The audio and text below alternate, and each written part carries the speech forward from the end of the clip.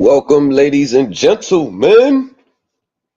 We are back in the mix. My bad yesterday, y'all. I got sidetracked. You know what I mean.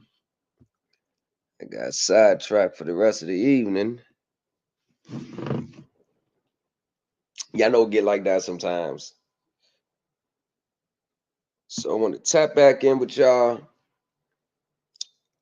for I probably got like an hour, like an hour at the most. Really 45 minutes if you want to be exact. To tap in with y'all for a second and just to see how everyone's doing.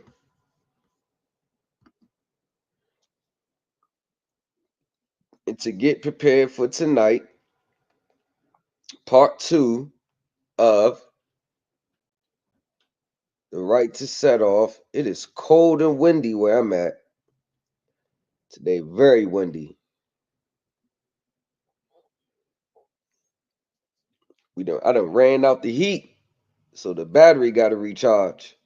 We got a smart system in the house, so they don't take batteries. It should run by the energy. So when you use the heat, the thermostat got to recharge. It is fairly cold. So, okay, so I got this student loan, got the promissory note. We got everything, y'all. Application.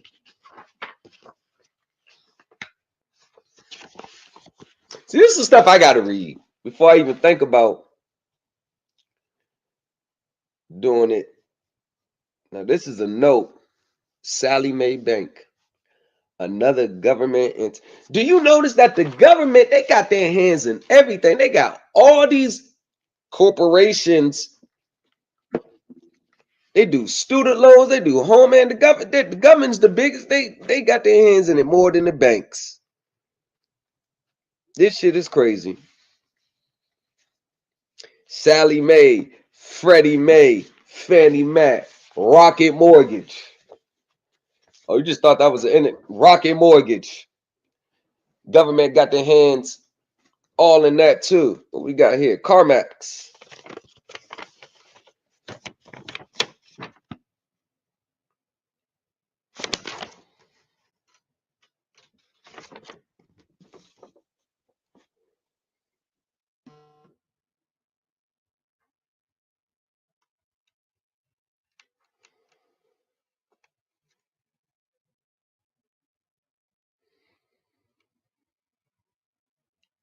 CarMax Auto Finance. Attention payoff department.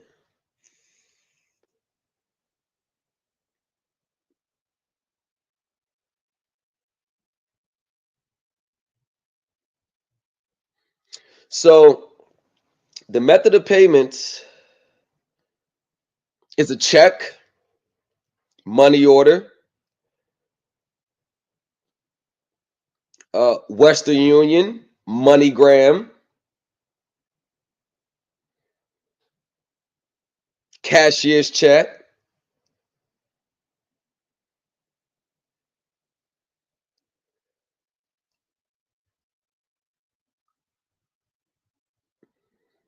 That's what they accept, y'all.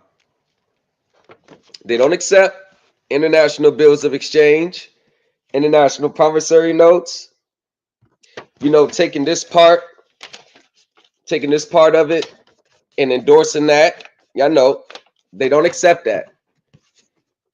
Putting UCC 1308, they don't accept that. Please return the lower portion of this statement with your payment.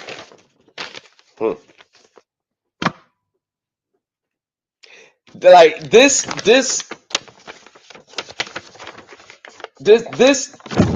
Now that we see it for what it is so easy.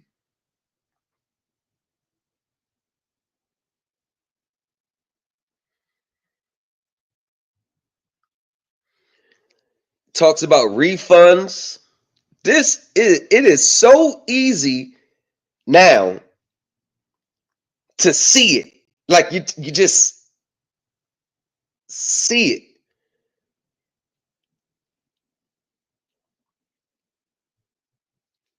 And this is not a check, by the way. This statement, it's not a check. It's not a bill of exchange. A three-party draft. One of the reasons why it's not a check or a bill of exchange, because it's a statement. That's all it is. Nothing more, nothing less. Don't have to stretch it in to be more than what it is. It's just a statement. Now, it's a billing statement on our end, but this is a very significant statement on the other end.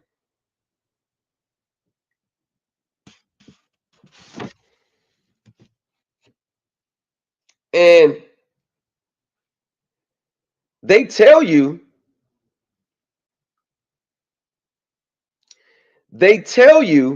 exactly how they calculate the finance charge on it.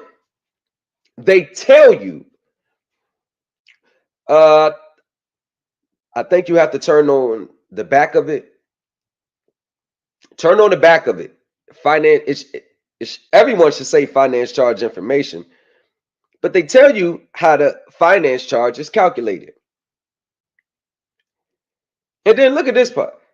Excess payment amounts are first applied to any outstanding fees and then are applied to the unpaid principal. Outstanding fees. Key word.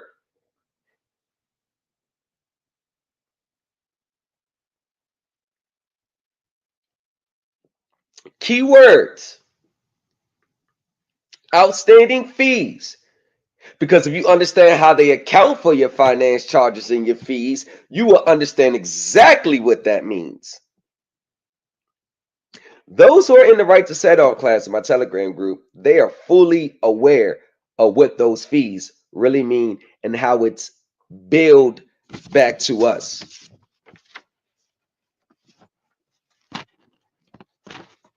And that goes without saying that it's probably not in the way what most people think. Then it says, be sure if there's any claims about credit, dispute, or credit report, be sure to reference your account number, identify the disputed information, and include any documentation to support your claim. So in this statement, it's telling you where to make payment, when to make payment, how to make payment. But you also got these clauses, and the APR is only 11.5%. That's relatively low. It's relatively low. But they also give you, if you want to dispute, they give you an address where to send it to.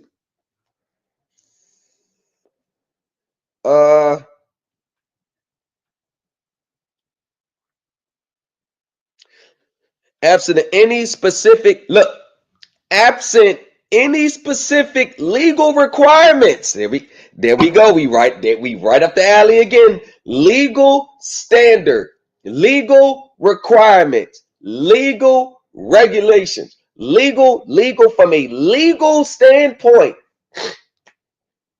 Legal standpoint.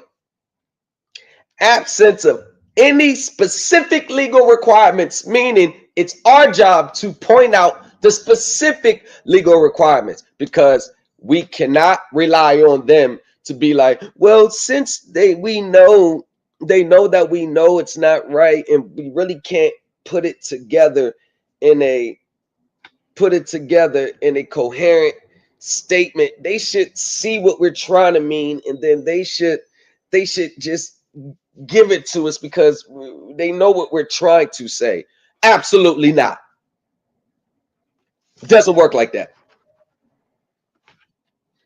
You have to prove you belong in this game.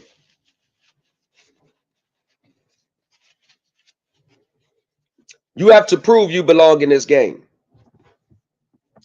And then it says payments are applied to first accrued finance charge, and then to unpaid principal. Accrued finance charge first. Wow. You know what that's really saying? See that right there. You got to know what they're saying and then what it really means from an accounting standpoint. And that's the gap that I'm wedging with my students. I'm wedging that gap between what they're saying and what it really means from an accounting standpoint. They can throw all the big words out, and that's how they get majority of the people. They throw all these big words that you don't understand, you don't know what it means. They throw it in your face. I'm gonna skip over that part. I don't know what that means. Let me get to the parts that I can identify with. That's how they get you. Because unpaid finance charges simply means the billed finance charge and the interest that we have taken, not applied it to the total amounts, and have billed back to you. It's a 2-for-1 special because they already received that. From an accounting standpoint, they already received that. And notice how I'm always using words from an accounting standpoint. So people were, well, you said, and you said, well, from which you keep telling y'all, I don't make the system up. I don't make up the rules. Y'all keep thinking this is what I say. I don't make up the rules. I don't make up the rules. I just follow protocol. So from an accounting standpoint, you would have to pinpoint the amount of the finance charge. You have to pinpoint exactly where that was withheld from the total yield, and then moved elsewhere, allocated elsewhere, probably to get your gap insurance, credit default swaps. And then you have to prove how they build it back to you. And the way a lot of people are learning, I don't think most of them will ever figure that out. It's two different, like it's too different. It's two different worlds. It's like, okay, it's like trying to swim from here to the Bahamas. Like we start at where we on the East Coast. Well, I'm on the East Coast, so that would be the Atlantic Ocean. That's on the east. Yeah, that's like trying to swim from there all the way to the Bahamas. That's the destination is Bahamas, but the distance, people's understanding is you getting right on the shores of the Atlantic Ocean. That's people's understanding. The understanding that you need to have, that destination is the Bahamas. The difference in between is what's the problem between understanding and the type of understanding you need to have. That represents the distance.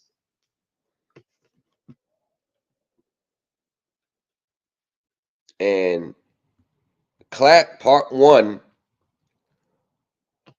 it was an amazing class. It was very amazing. It was very, very, very now we know they say that's the old cliche, all classes are good, all classes are amazing. But no. I would have to say from a legal standpoint, that was probably the best breakdown of what they're saying versus what it actually means. Because they will throw all types of legalese, hit you with the underlay for the overplay, the no looker McGrookers. They'll send all that at you. And it's meaning a totally different thing. And that's what they get away with. Well, I ain't gonna say get away with. That's just how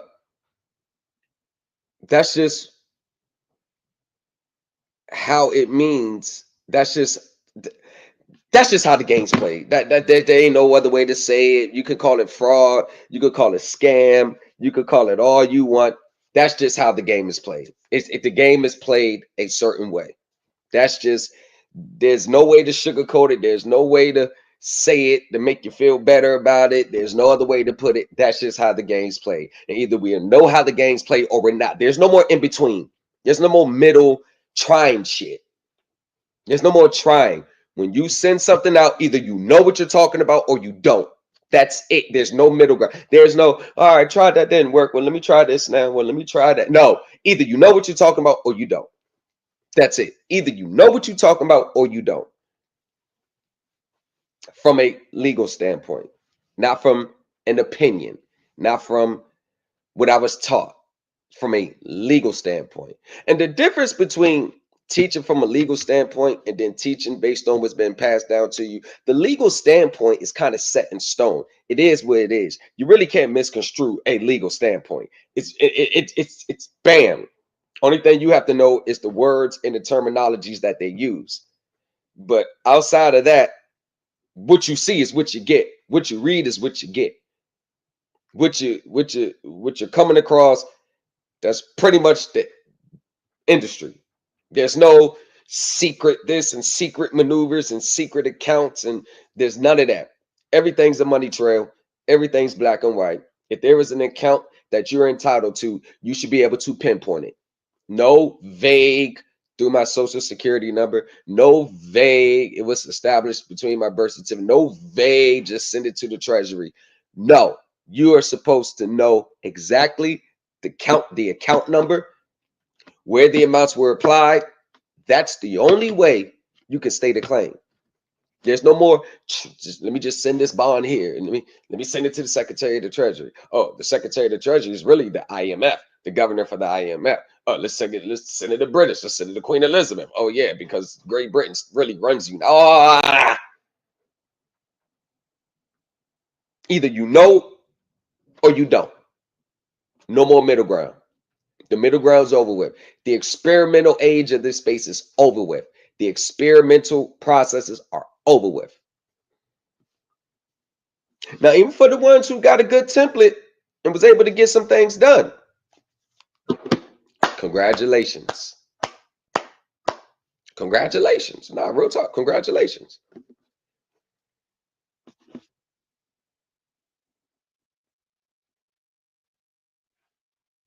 You know you got to keep proving yourself. I just want to let you know you got to keep substantiating yourself. That check last year may not come the same this year. You may have to prove yourself this time. Eventually, you're going to get tested from a legal standpoint, regulation standpoint, a regulatory standpoint. Eventually. Eventually. It happens to everybody. The more you prove to them than you know, the more they're going to test you, depending on what you're going after. I tell everybody, don't fly too close to the sun. You may be entitled to 5 million. That don't mean you got to go claim it. You better learn how to leverage it. Yeah, you may be entitled to 5 million. That don't mean you should claim it. Don't mean you should claim all of it. Still got to recognize who you're dealing with. Still got to recognize who you're up against. And you still have to recognize that in some of these processes, it's solely discretionary. Everything in the IRM, like the Internal Revenue Manual, it's not law. It's their internal procedures. You know what that means? They can change the rules as they go, and everything is discretionary. So when you're going down that path, I suggest people to be real careful on what you're trying to do, the way you're going about it, and ask yourself this question. What are the odds that they give me what I'm asking for? What are the odds? So it's better to understand the art of leverage so you can monetize your right to receive payment, just like they do. It's not about the payment itself.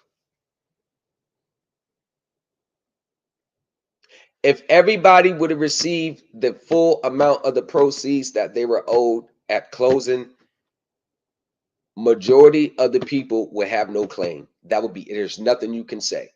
It's over with. You have no right to set off. You have nothing. You received everything. You got to pay everything back. For majority of the people, the system, they didn't feel comfortable putting all that money in people's hands. Because let's face it, y'all. You get a $500,000 house, you owe $700. You got to pay $750,000 back. They cut you a $750,000 check. What are the odds of every single person using those funds solely to pay off the house? What are the odds?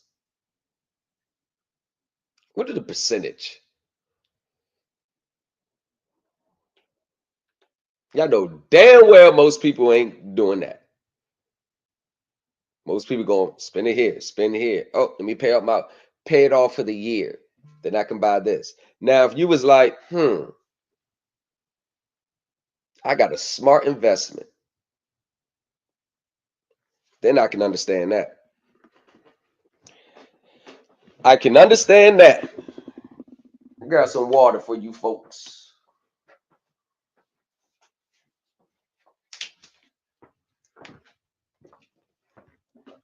So the White House is starting the government sovereign fund.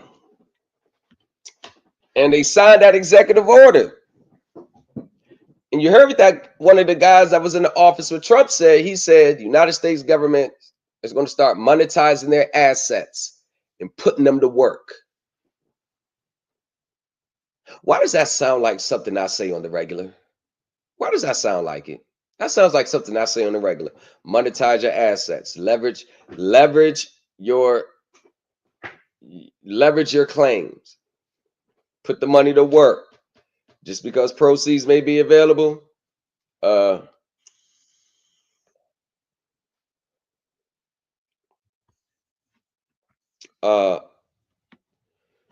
just because it's available, don't mean you have to take possession of it. You can use it. What's up, y'all? You can use it for other reasons. You can use it to monetize their obligations to you.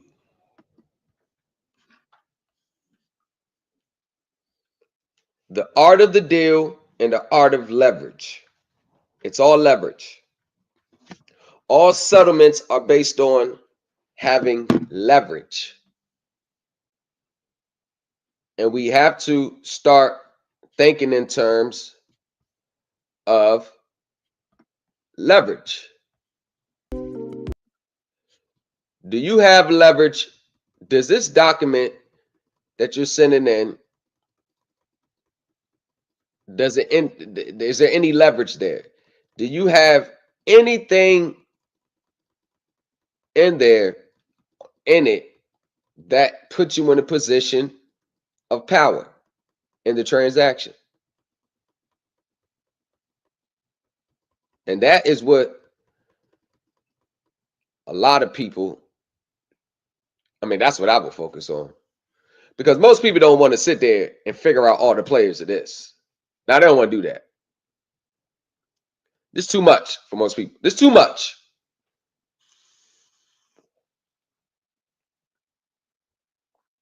Trustee, AAA rated class, AA rated class, A rated class, triple B, double B, B rated class, individual mortgage loan servicer, mortgage loan seller servicer, mortgage loan individual mortgage loan, master servicer, default workout liquidations, direct and certificate hold. That's too much. Originator, sales loans, loan purchase price, bam, amount finance, bam, loan purchase. It goes down into the sponsor, depositor, issuing entity, trustee, custodian. That's the whole demographics of how a mortgage goes. Gap, Does the collateral manager consolidate the CF? You see what I'm saying? Learning all shit like that. No, they would rather pay $250 to have one of these delivered to them in the email.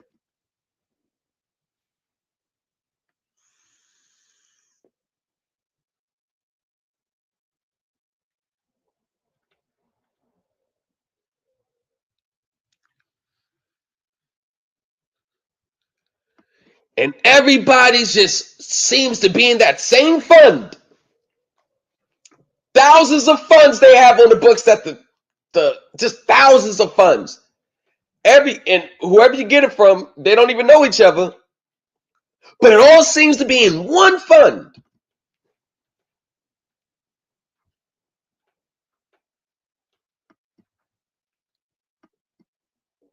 This is not legit. They typed this up. When you get your statement of QC, it don't look like this.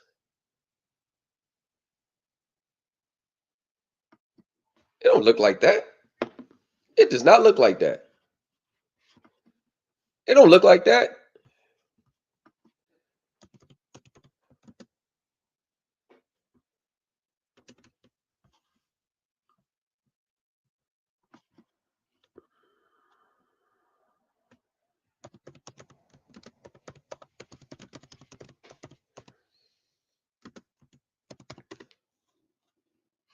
It does not look like that.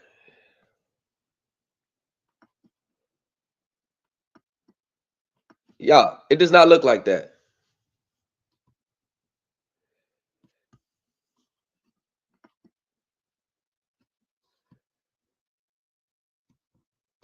I'll be honest with you, y'all. It don't look like that at all.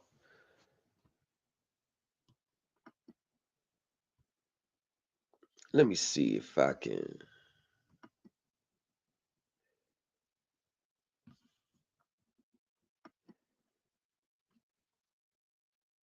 It would look something like,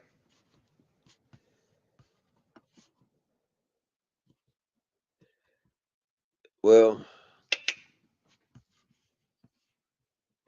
I guess this would do. It would look something like this.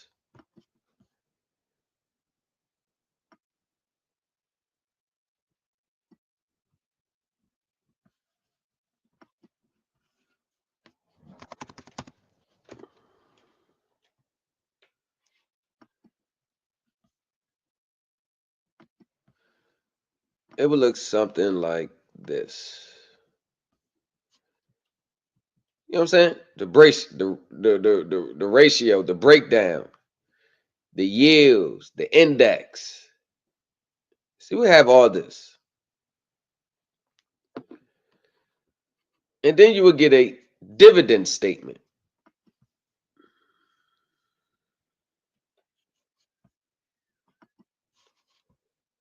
You would get a dividend statement.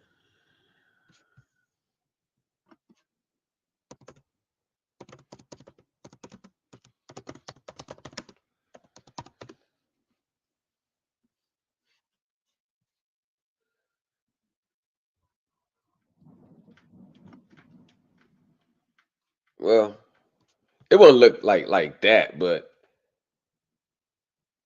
you would you would get, I mean, it wouldn't look exactly like that, but you would get a financial statement showing your dividends, how much is going on, how much is doing.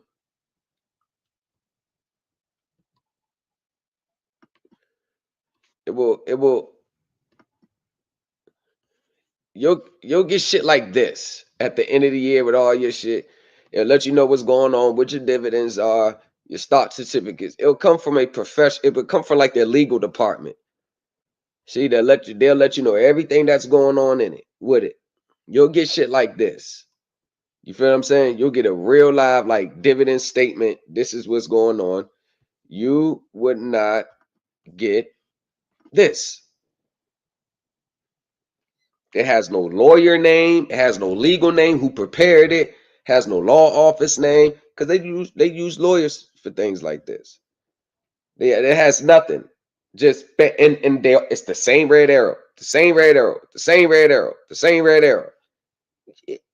Your statements for that amount, that you'll get like a 60, 70 page packet. But everybody thinks the private sovereign way is just as good. Won't get shit like this.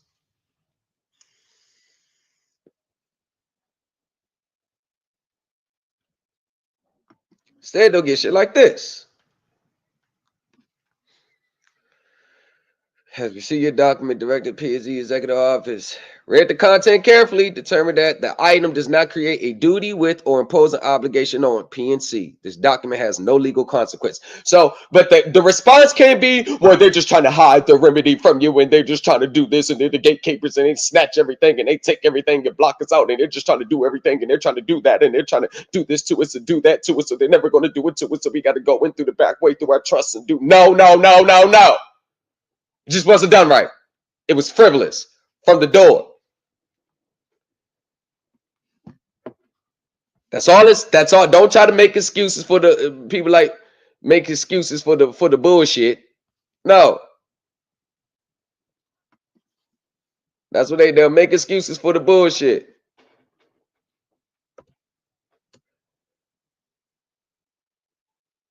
Watch this. McLaughlin versus City Mortgage.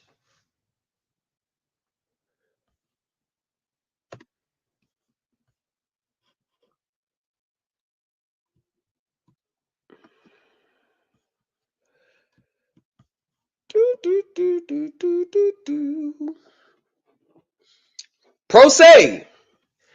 Defendant City Mortgage found the most dismissed this case in entirety for the following reasons. So here we go. The defendant, okay, so the plaintiff is, I think it's Terry McLaughlin. Raymond Winston. So full title name, and right here is an indicator of it's about to be an interesting case. Raymond Winston McLaughlin and Shakir Raed Bey, plaintiffs. That right there lets you know it's about to be an interesting case. That alone, there you go. It's already, get your popcorn ready, y'all. It's already about to get started. It's already about, it's already about to get cooking. It's already about to get cooking. Hey, y'all do me a favor.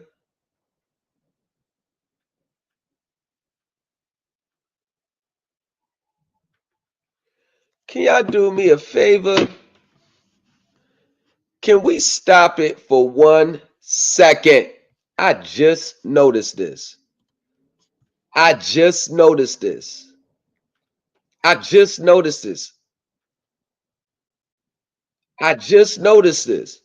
You're rocking with the best.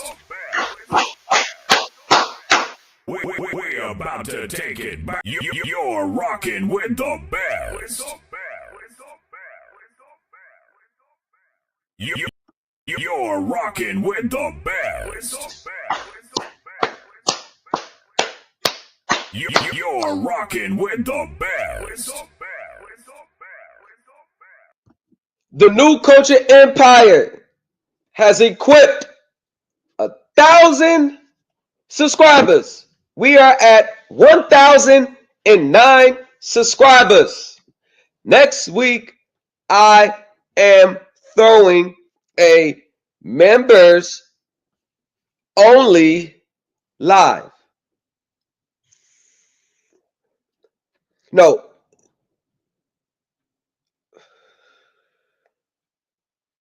I think subscribers only. I think I do it subscribers only. Subscriber members only.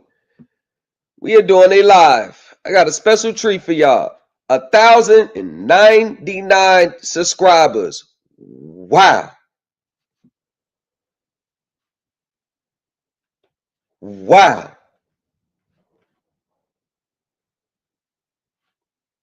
Wow. 95,500 views. We are approaching 100,000 views.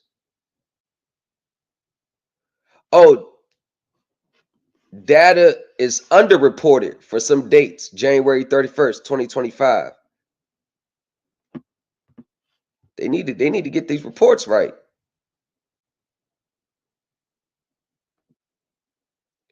$6,300 likes, 717 comments, 2,200 shares.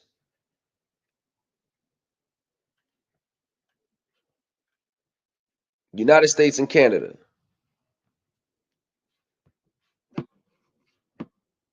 United States and Canada. Let's get this data correct.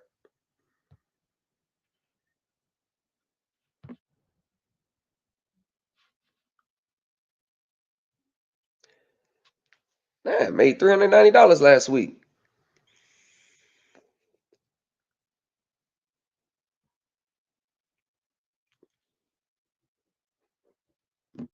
Hold on, y'all.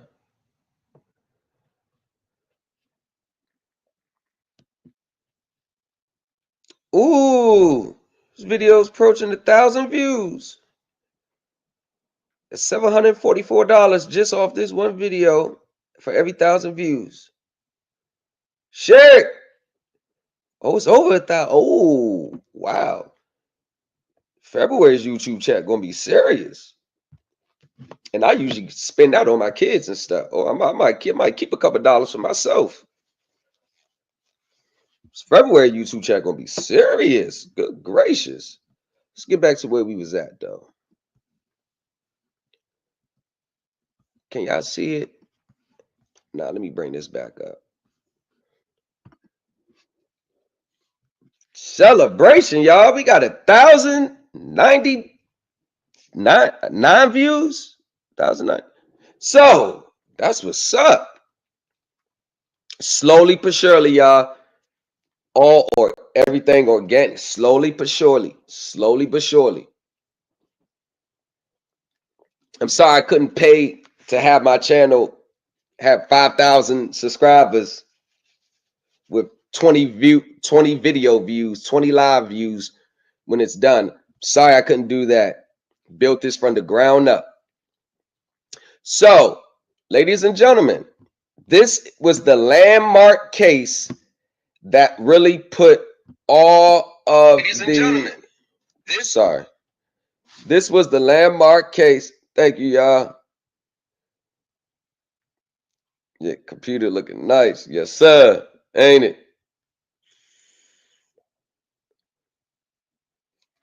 Yeah. Computer, yeah. Computer is good. Yeah, it's got the Mac. It's got the MacBook Pro.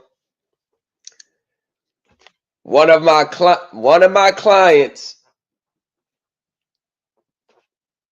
showed their appreciation for me and purchased me a MacBook Pro.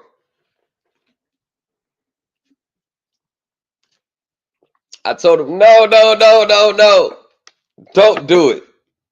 I can, nope. MacBook Pro. Yep. Client appreciation. And it's a friend of mine. Yep.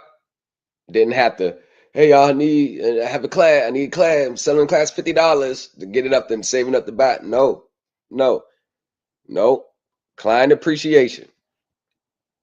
Okay, y'all. Whew. Man, go ahead and hit the share button one time, man, before we get started, man. This is going to be an interesting case. We're going to read this case, and I got to get to work.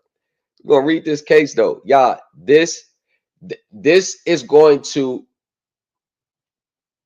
crystallize, and you're going to see it direct. This is a federal case.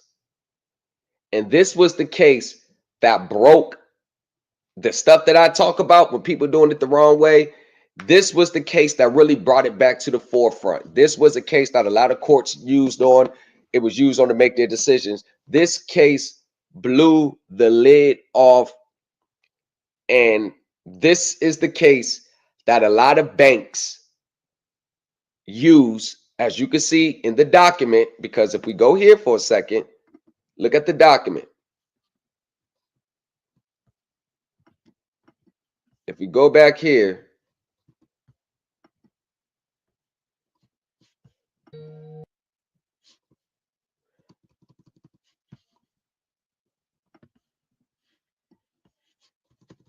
if we go back here, if we look at this document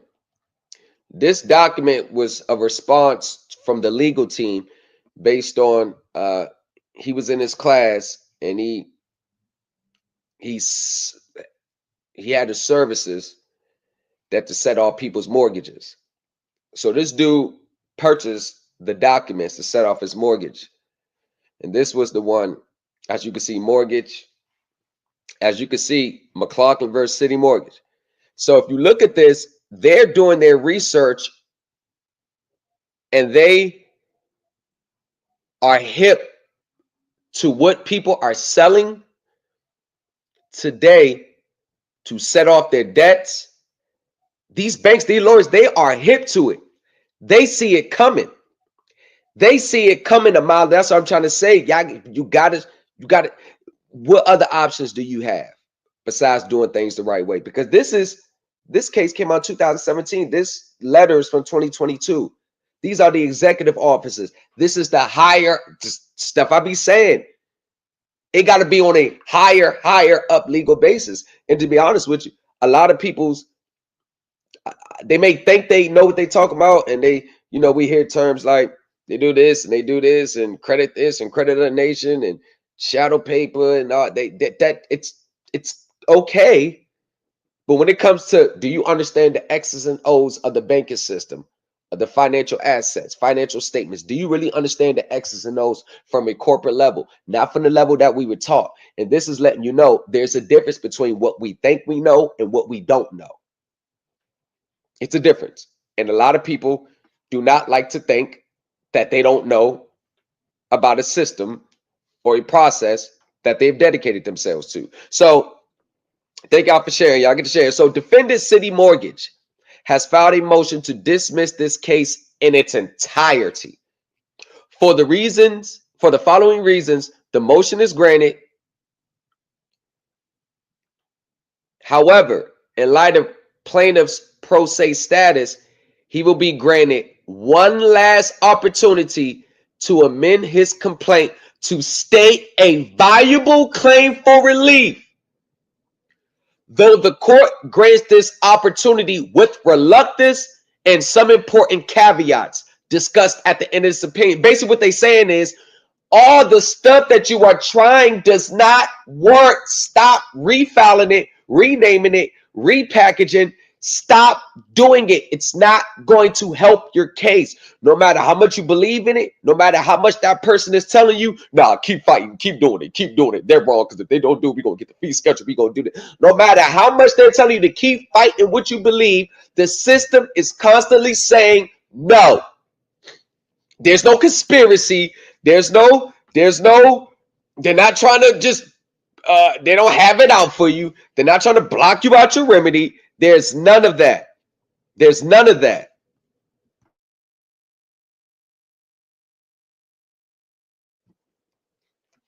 At some point, we have to look in the mirror and say, what are we doing wrong? Everything that's a negative response or you get a pushback doesn't always mean they're wrong. As we can be wrong too. And this is the part where it gets shaky, because we don't ever like to think that what we believe is wrong. Remember, this is belief system process. This is not a process based on the facts, statistics, and data. Everything, I guarantee you, everything this person is going to state is based on what he's been taught and what he believes. Nothing from a legal, viable standpoint, black and white, which you can point to substantiate your claim. That's why the judge says one last opportunity to amend his complaint to state a viable claim for relief. They're not saying it for no reason. They're saying this is it. This is it. Please don't come back with another theory. The pro se plaintiff has identified himself as Shakir Ra'ad Bey, a oh God.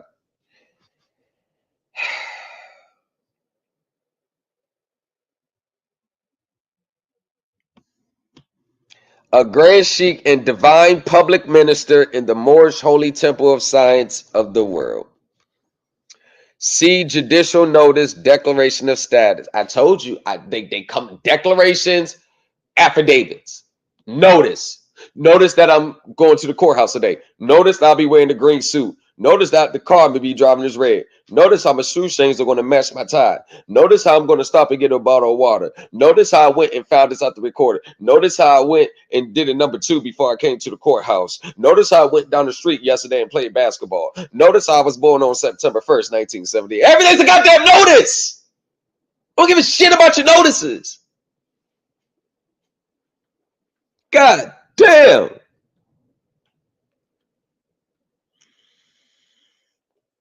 What's up, famous nobodies? What kind of crowd shows what kind of crowd you got? Now that's 100. That's 100. Dan, that's 100. Yeah. This is purchased from a client, customer appreciation, client appreciation. Yeah. Client appreciation. Yeah. So yeah, it definitely shows what type of crowd and people who follow. I don't need 5,000 people following me. I'm good with 50 quality. I don't need 300 people in my classes. I may need just 10 to 15 quality. I don't want to teach 50 people. I'm going to teach that 10 to 15 that is ready to move, who's serious, who has a mindset. Everyone else, I'm just trying to, it's like appealing to a belief system.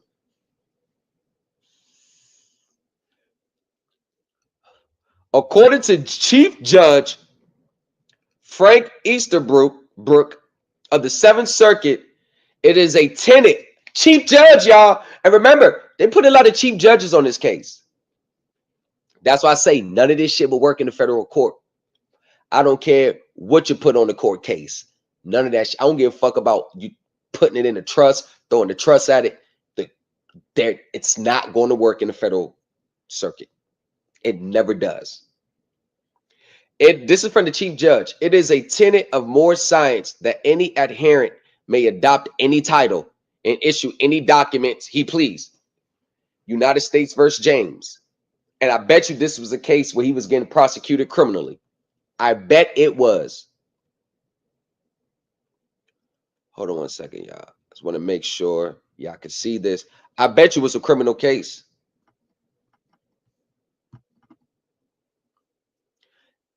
Adherent. See that? Someone who supports a particular party, a person, or set of ideas. He was a strong adherent of monetarism. Means a follower, supporter, upholder, defender, advocate, disciple, votary, partisan, member, friend. You may adopt any title. I told you they give themselves Grand Sheik, Master of the Universe, Divine Public Minister of the world, of the people, of inside of the world, of the state of Morocco. They just throw titles on themselves. And everybody is supposed to just go along with their self-proclaimed titles. Mr. Ade Bey initiated this lawsuit on October 30th, 2009 with this is around the mortgage crisis, with the filing of a complaint against City Mortgage, its CEO, Mr. Sanjiv Das, and 3 credit reporting agencies, Equifax, TransUnion LLC, and Experian Information Solutions, Inc. The original complaint was, to put it mildly, the original complaint was, to put it mildly, confusing, not least of which because it was brought on behalf of Raymond Winston McLaurin, always presented in all capital letters, but was signed by Shakir Rod Ade Bey, sui juris, and the age-old attorney in fact. Y'all, I know we would like to think,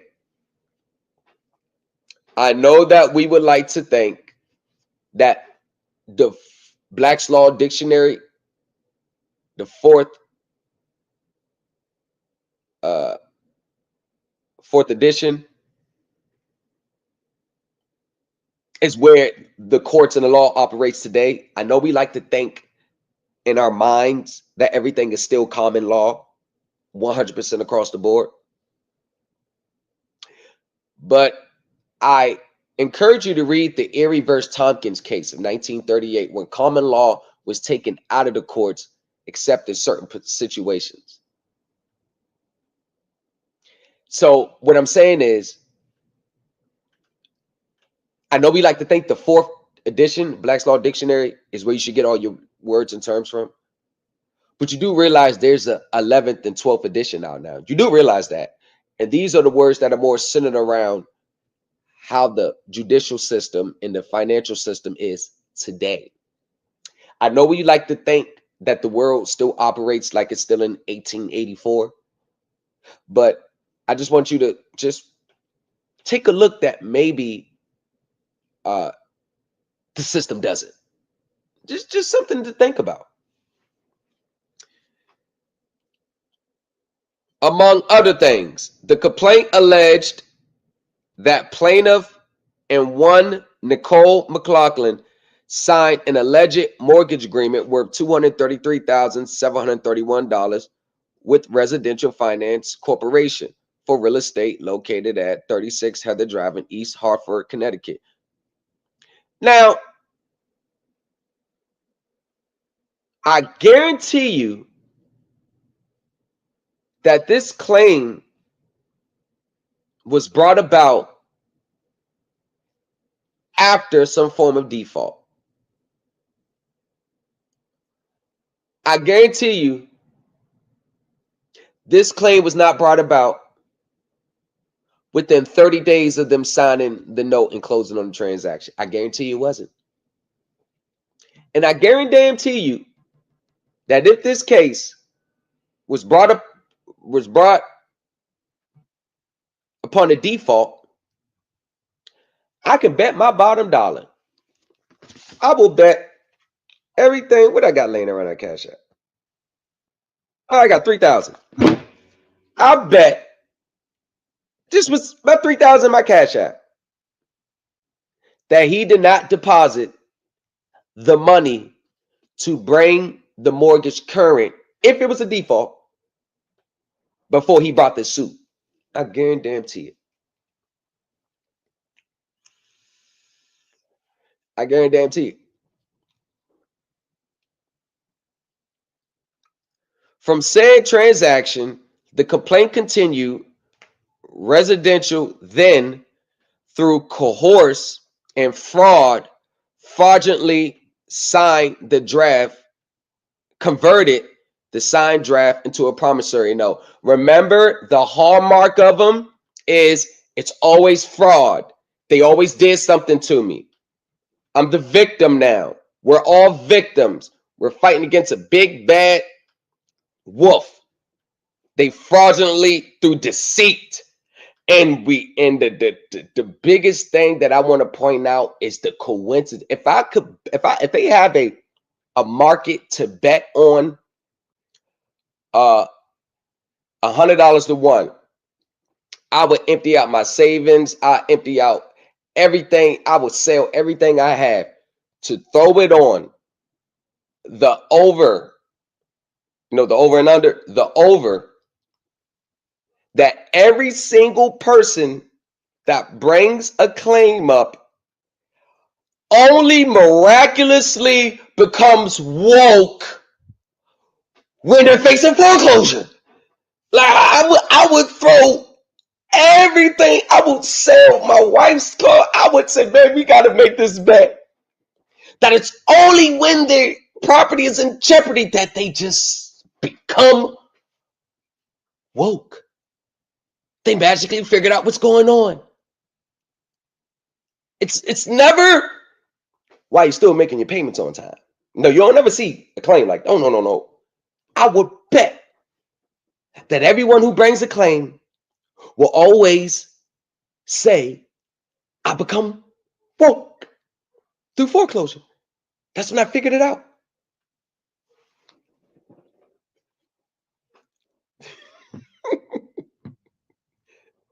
It's like the timing is just sure. The original complaint said that Residential then sold the note without the consent and authority of the plaintiff to defend the city mortgage. They don't need your, you do realize that a creditor you're not in a like a stock situation with a corporation. It's like they may have a no sale clause, no transfer clause to prevent a stockholder from selling his shares in the corporation to a rival corporation. These measures are put in place to prevent a hostile takeover. That's why they have no compete clause. 6 months after you sever it, no compete clause. See what I'm saying? This ain't none of that. And yes, they have a right to sell it. It's perfectly legal for them to sell the note. They don't need. When does a creditor ever need a debtor's permission to sell their right to receive payment from you, from the debtor? That's just like saying, I owe Famous Nobodies $100. And Famous Nobody say, you know what? Pay Darren that $100. I'm like, no, man, you can't sell my right to give you $100 and tell me to pay Darren. You can't do that. Motherfucker, doesn't matter if you owe Barney. It doesn't matter if you owe Barney. You still owe the 100. What does it matter who has a right to collect? Now, how they went about the sale, that's a different topic. That's a different story. That's a different story. That's a totally different story.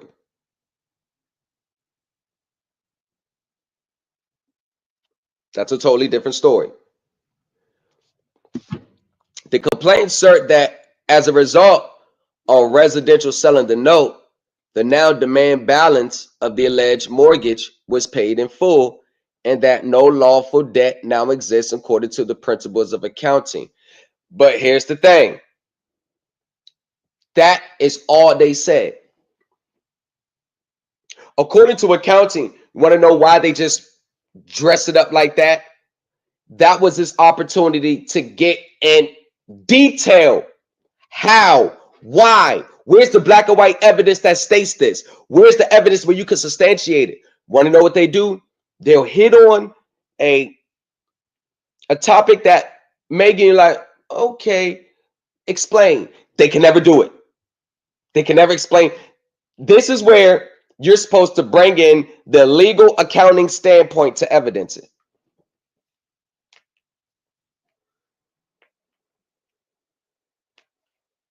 And his way, and to be honest with you, there's a difference between the sovereign community of GAAP, understanding GAAP, and there's a difference between how we understand it. Trust me, it's not the same understanding. Most people got a one-way mindset when it comes to GAAP. If they think, oh, it's just the same, nope. According to the complaint, plaintiff and co-signatory Nicole McLaughlin received a statement from City Mortgage indicating that it now held the mortgage, and the first payment was due on May 1st, 2009. The same day, plaintiff reportedly sent Mr. Sanjiv Das, CEO of City Mortgage, a request for accounting. The complaint that alleged the same request was sent to City Mortgage on July 27, 2009. Here's another thing. Why are you asking them for something that you should already know? See, that's the difference between the new coach and everybody else. Most people will ask for it because based on that information, it will substantiate their claim.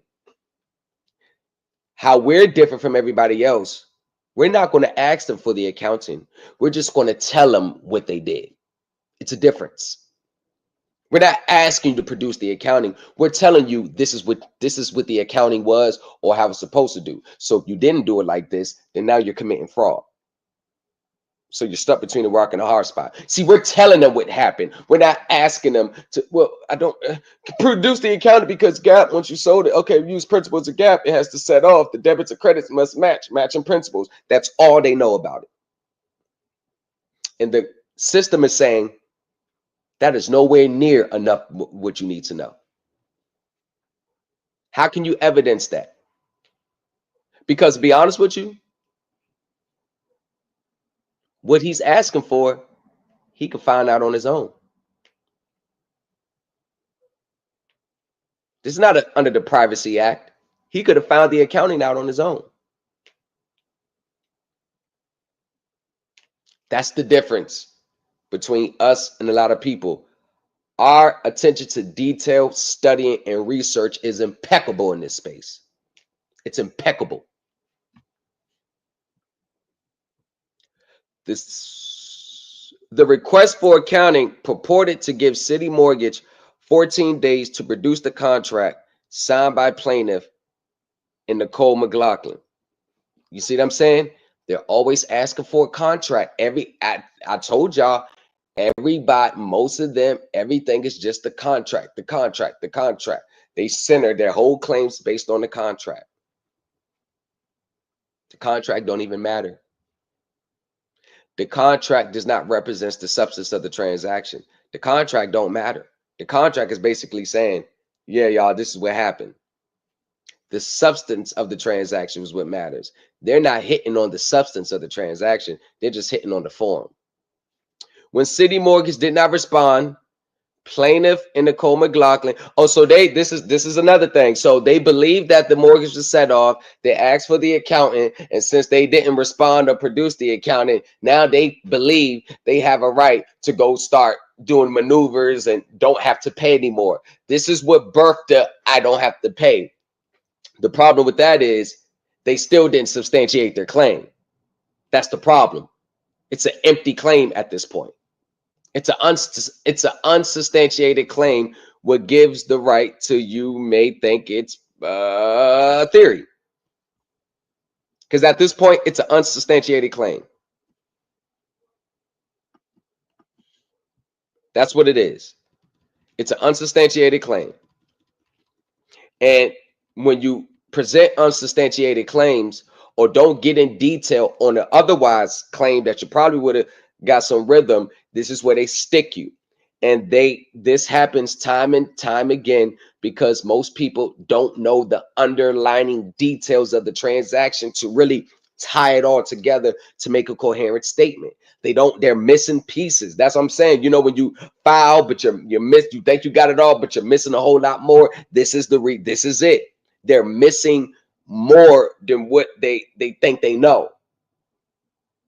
And the courts and these banks, they're not going to allow you to get away with, well, we know what you're trying to say. No, you have to say it. You have to point it out, black and white. There's already 5 holes in his state, in his way of thinking anyway with that. I found 5. You can't even get past if you got 1 hole. He got 5 already.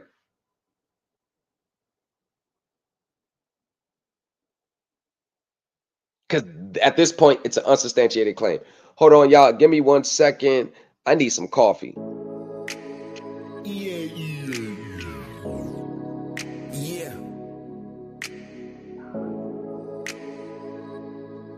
It's Liddy.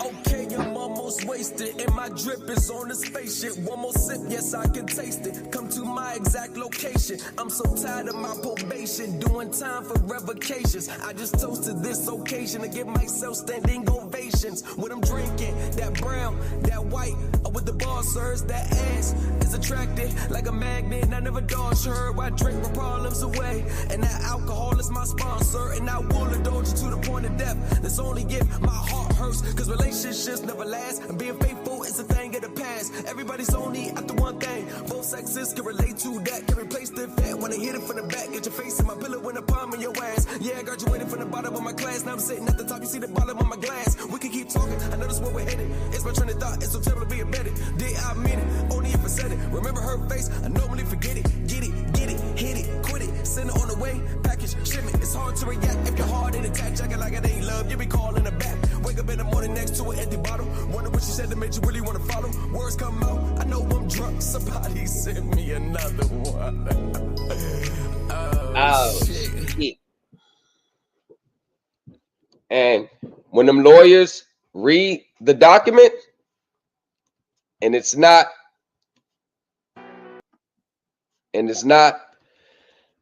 up to a legal standard, as soon as they're done reading it, that's all they're gonna say. Gotcha, bitch. Gotcha, bitch. That's all they're gonna say. Gotcha. Okay. When City Mortgage did not respond, plaintiff and Nicole McLaughlin reported to revoke, cancel, and rescind the note by publicly recording it on the East Haven, Connecticut land records. Do you see what I'm saying? Just because, and this is the mindset that's so damaging, just because they think they don't have to pay anymore because they didn't produce them records that they think substantiate their claim. They say, oh, since you didn't respond, it must be true. Silence means yes. But you can't take that silence out of context. Because before they did that, before they tried to do that, there's no, all right, we're silent on it, so you can go ahead and do this. If there has to be some type of communication on that. They should have received something like this.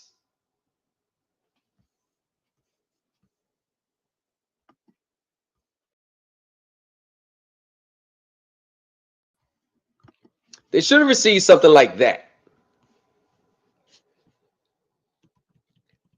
See, they didn't receive that. They didn't receive that.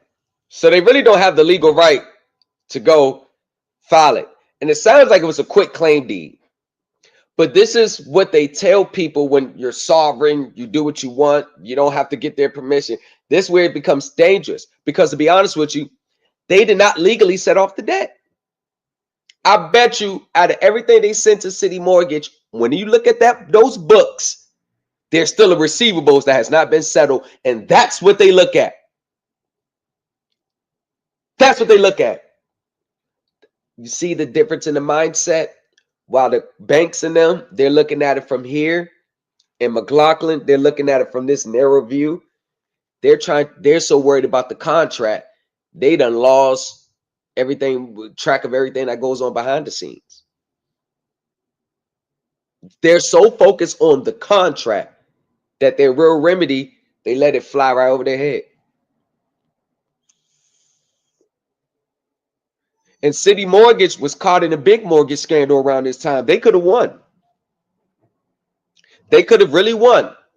But that's the difference in the mindset.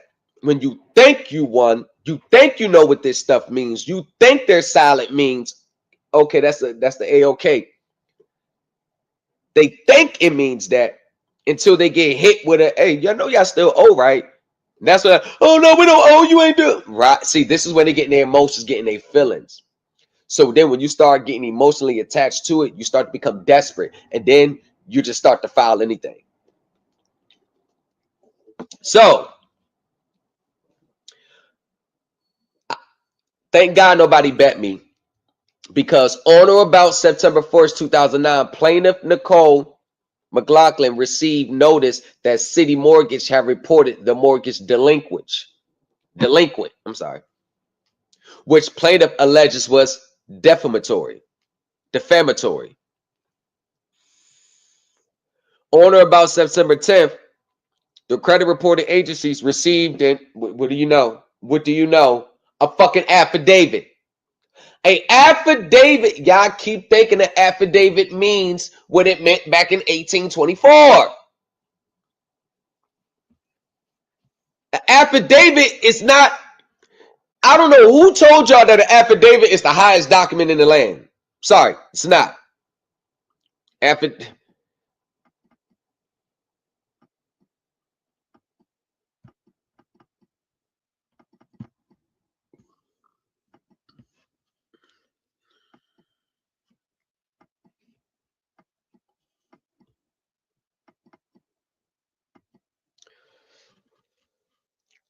Give me the.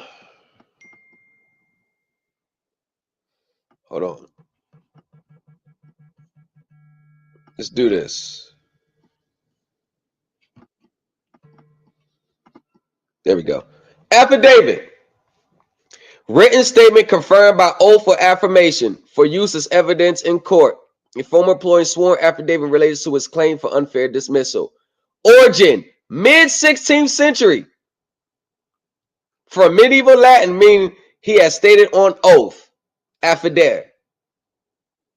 Just because you say something went down is in the affidavit don't mean it's taken as fucking God. But that's what they tell you. Oh, affidavit, nothing could be contested on the affidavit, or they got to rebut the affidavit point by point by point by point. If they don't do it, then the affidavit stands as true. And when it stands as true, you can go do what you want because you have now the supreme authority to do so. That's right out the Sovereign Citizen Playbook. And they all end up right up that little creek. Y'all know that creek I'm talking about? They all end up in that little creek.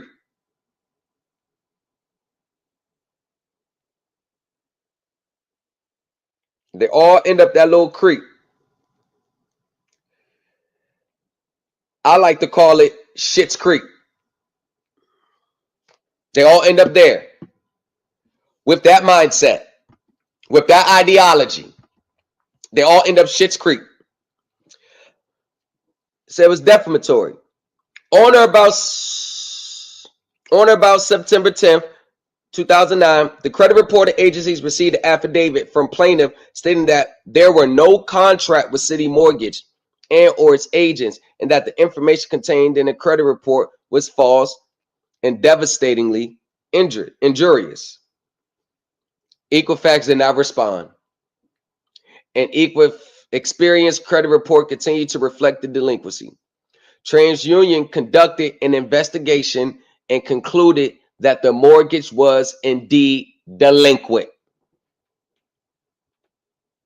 So who's wrong here? Because in their minds, everybody but them is wrong. And that's the mind of a lot of them.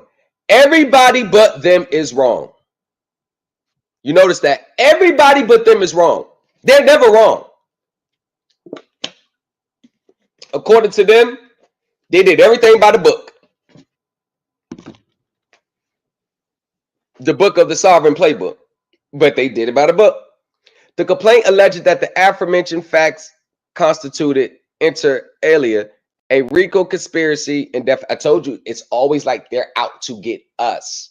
That's the mentality. They're out to get me.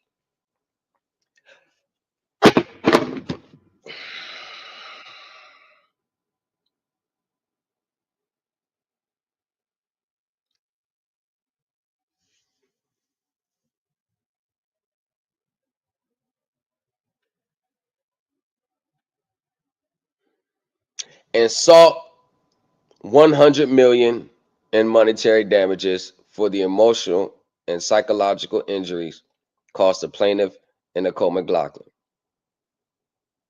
The elimination of all negative information in the credit reports, the release of all liens on the property, and the conveyance of clear title to Shakir Ra Ade Bey, in order that City Mortgage produce the note, in order that City Mortgage cease and desist forever its efforts to take from the plaintiff and Nicole McLaughlin regarding this matter whatsoever.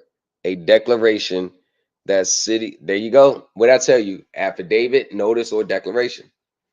This sounds like they got in trouble and went straight to the sovereign citizen community. You notice? Y'all notice, right?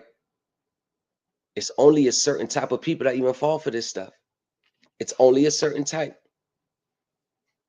A lot of people that adopt these ideologies, they adopt them in desperate times. Not for real. They adopt them in desperate times. You know the requirements of becoming a Moor or sovereign or patriot? You know the requirements? Nah, for real. These are the requirements. You're in default, facing foreclosure, facing repossession, facing a criminal case, don't want to pay a bill, can't afford to pay a bill. Those are the requirements.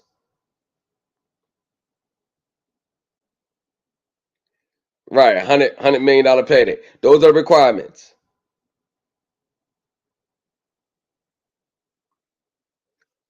Foreclosure, repossession, criminal court case, don't want to pay a bill, don't got to pay a bill. Those are requirements. Because anybody that's not those, they don't fall for this. Anybody that's not in those 6 categories, they don't fall for this. When have you ever heard a person that was current on all their bills falling for this? And started pursuing these matters while they're current? Rarely do you ever see it. One of the people that you know that is self-sufficient falling for this.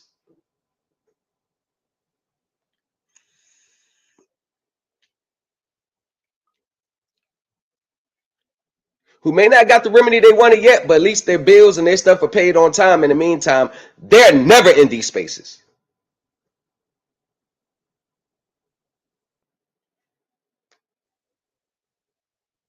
Oh, and if you want to retire early. Because for the older people, this is like their retirement plan.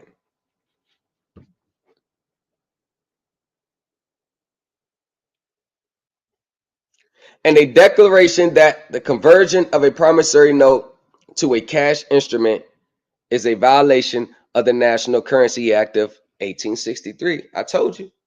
The National 1863. Not knowing that they made so many fucking amendments and statutes since then, which reflects the current banking system. Nope, they all think it's still back in the 1800s. Interestingly, the complaint also stated that all crimes are stated in US dollars, which means that a US dollar will be defined as 1 ounce silver coin, 99.999% silver. Or remember the silver class, y'all? This is strict. Now, you know what's so sad about this? I've actually seen a document totally unrelated to this that had the same verbiage. I told you. This is purchased. This is what they're doing. They purchased. They purchased this. They did not research this before they filed. They did not do no research. They bought this. It's the same shit. Claims US. It's all in all those documents. This is what they're throwing against the executive office of City Mortgage. This is it. Or the equivalent par value as established by law, or the exchange rate set by the U.S. Mint, whichever is the higher amount for a certified 1 ounce silver coin, U.S. silver dollar. If the claim is to be paid in Federal Reserve notes will only be accepted as par, at par value as indicated above. Shortly after this case was filed, all of the defendants, save City Mortgage, filed motions to dismiss.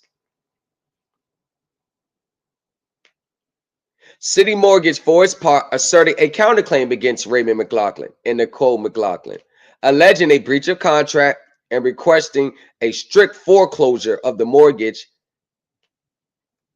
as to 36 Heather Drive. City Mortgage answering counterclaim document. Plaintiff then moved to dismiss the Liz Pendes that City Mortgage has placed on the real estate. You notice how while they're still putting their 1,000-page documents together, City Mortgage is just taking the next step. You notice how they're just moving? They just, all right, we're about to sell it now. Okay. You notice how they're not playing? You notice while they're doing a whole bunch of documents and talking, notice how City Mortgage they're not playing. They're just taking action.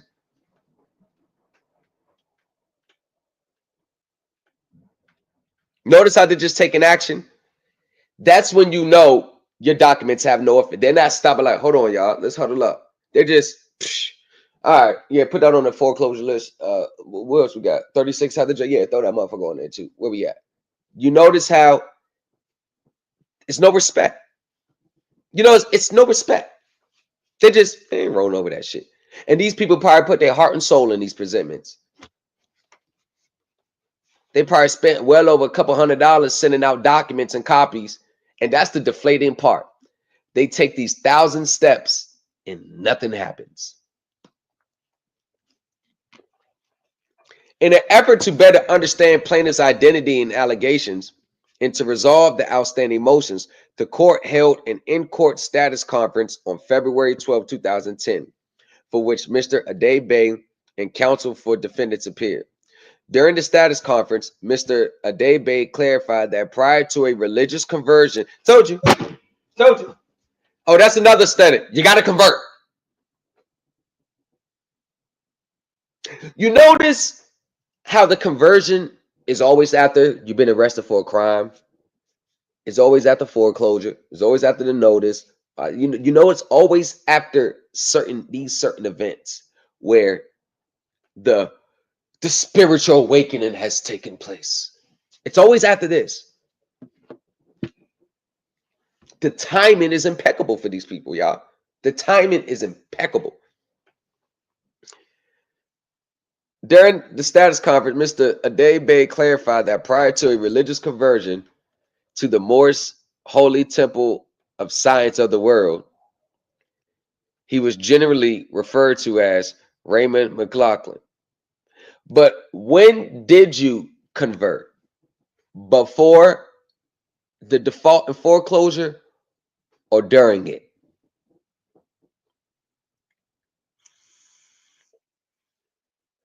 I wish they would have asked the time. And y'all, can we please stop looking at the all caps as a transmitting utility? Do you know what a transmitting utility is? Okay, let me just stop. Raymond McLaughlin, he further explained both in court and in numerous filings that through his religious conversion, he knows that the name Raymond McLaughlin was but a legal fiction and or a transmitting utility. It's the same script. Transmitting utility.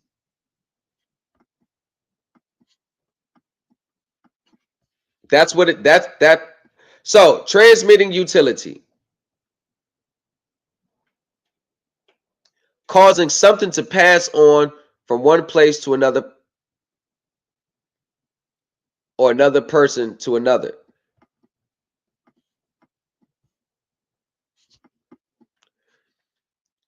Utility. State of being useful, profitable, beneficial. Measure, study, looks at utility using sledge dogs. That term doesn't even apply. Although the court is unclear as to what was being transferred. That's what I'm saying. It doesn't apply. Oh, I keep forgetting. We make up our own definitions to the words. I keep forgetting. That's another thing you got to do. Forget the instructions. Forget the regulations. Since you converted to our religion, these are the new definitions for the words. No, but they already got instructions for it. No. Do not read the instructions for the 1099A. These are your instructions. But it's only saying for abandonments of security and foreclosure. You're not under that jurisdiction. Remember, you're under our jurisdiction now. How we use the form is to pay a bill and access the trust. But the instructions and regulations are saying something totally different. Actually, it's not even mentioning nothing about benefiting from the form. It just says it's an information return. If you file the form the way they say, you're going to be under their jurisdiction. You're going to be owing taxes. That's how they bring you back. You got to file it this way so you're outside the jurisdiction. Right. I get it. I get it now.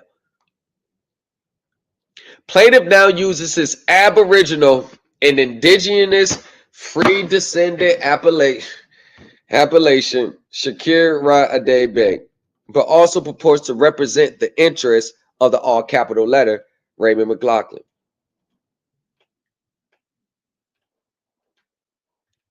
This is just embarrassing. I know he's sitting in court I know, like, because they got to go by the script because they have nothing else to turn to. So it really is, all jokes aside, it really is sad to really see these people in court because they don't know. They're believing, their conviction in this is as high as the situation they're in. That's all it is. I know they would want to be like, you know what, forget this.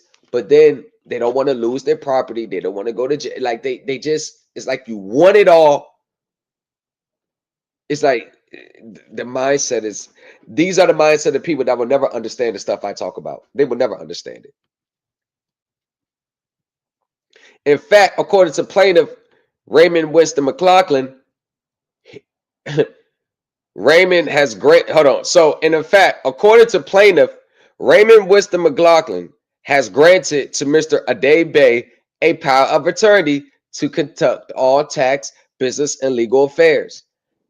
So you're granting, your all caps self is granting your live flesh and blood self to transact commercial business. Who signed the document?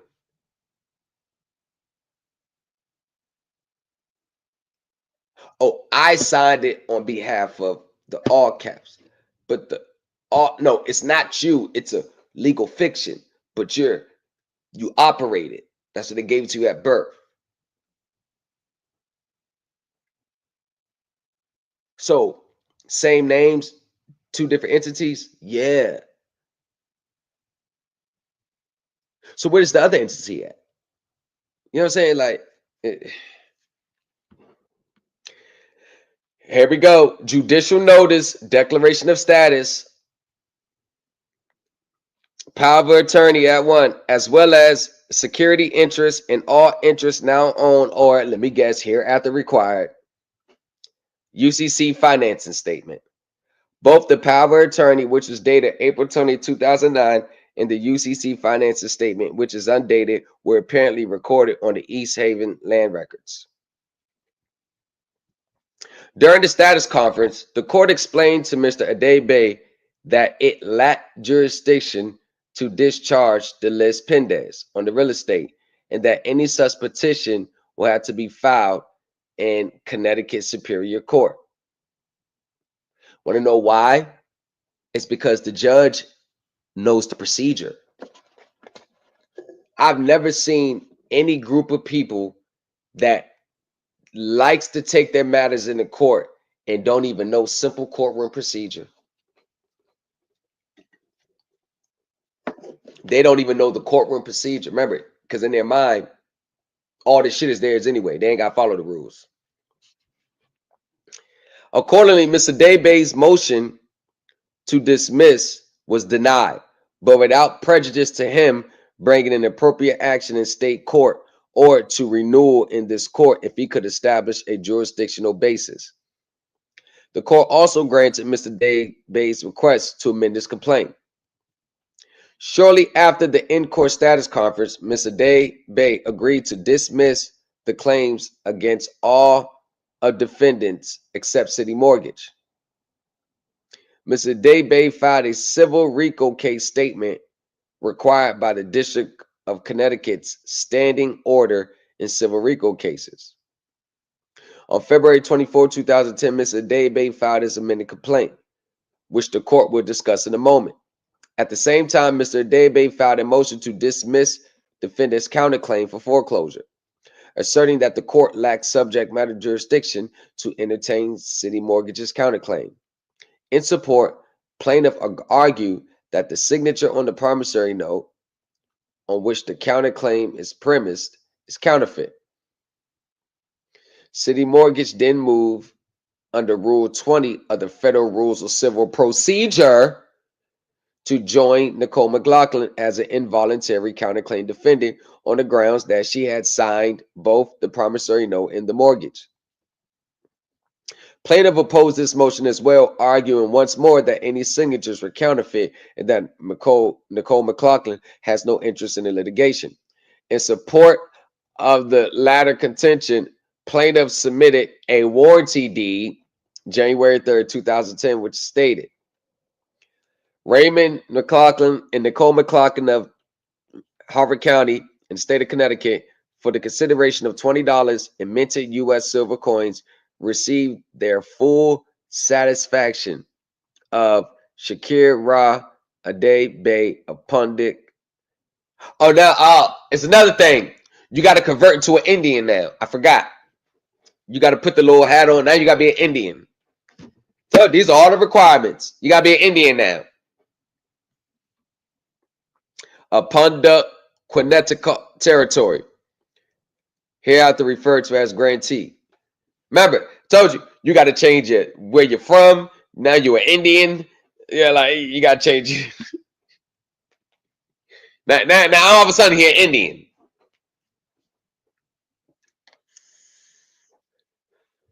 All of a sudden, you're an Indian now. Do give grant.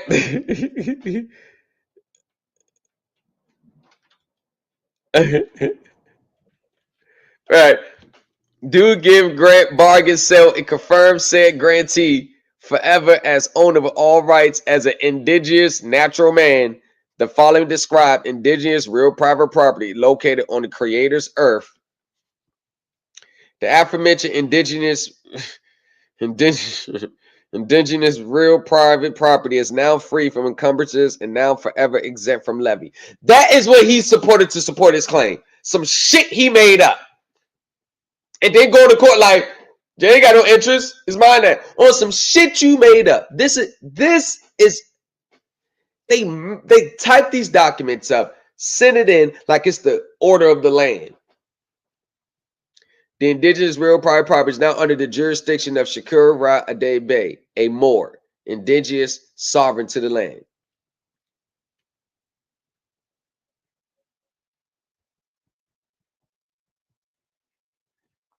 And Pundik Quinetico refers to East Hartford, Connecticut. Mr. Abe replicates this non-traditional spelling when he identifies himself elsewhere as a Moorish Amaru Khan, as opposed to Moorish American. Oh, he purchased the grand package. He purchased the grand sheet package. He probably paid about $5,000 for that package. He got the grand sheet package. When you want to be a grand sheet, that's the package you use.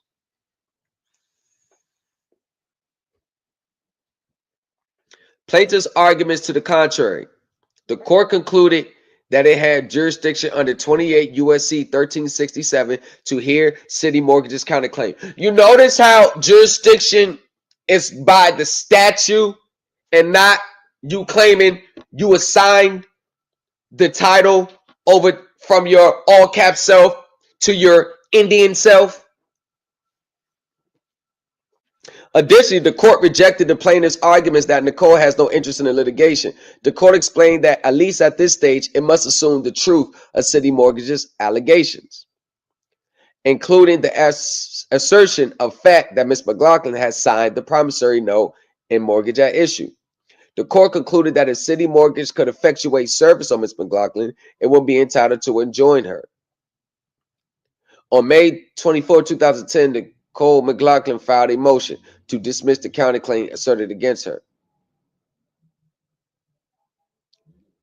In filing her motion to dismiss the counterclaim, Nicole McLaughlin stated that she is the authorized representative for Nicole J. McLaughlin and said that she is the only appearing before this court as to, let me guess, special restricted appearance under rule, same old misconstrued E8.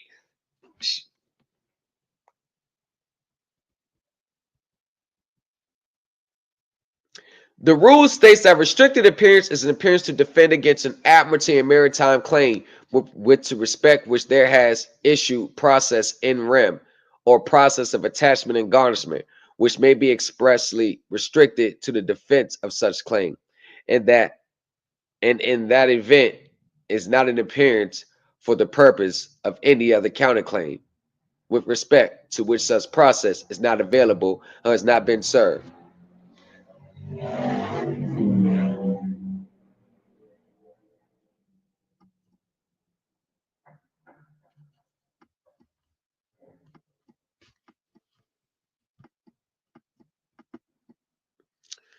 Maritime claim. connected with the sea, especially in relation to seafaring, commercial or military activity, living or found in or near the sea, maritime, adjective, naval, marine, nautical, seafaring, seagoing, sea, ocean going, maritime regions, coastal, seaside. So why did they call these courts maritime claims? When maritime only deals with the water, the seas, the navy, and shit like that. Huh? Why do they say maritime? These are maritime courts. How?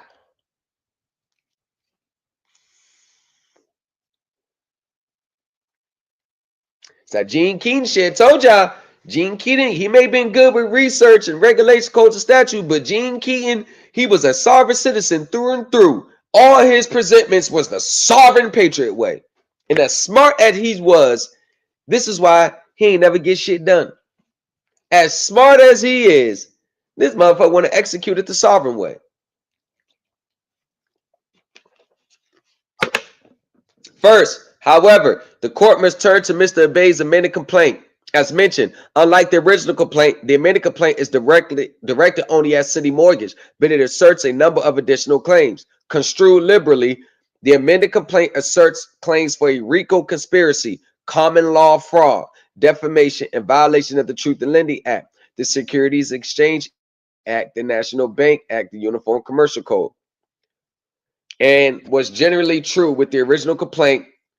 Mr. Adebayo demands $100 million. What is with the number 100 million? Is that like the sovereign patriot number? Everything is 100 million. $100 million bond. Everything just 100 million, 100 million, 100 million, $100 million bond, $100 million debt, $100 million car, $100 million certificate, $100 million discharge bond, $100 million birth certificate, everything 100 million, 100 million, 100 million, everything got to be 100 million. How is wrong with these people? 1 second. This shit is crazy.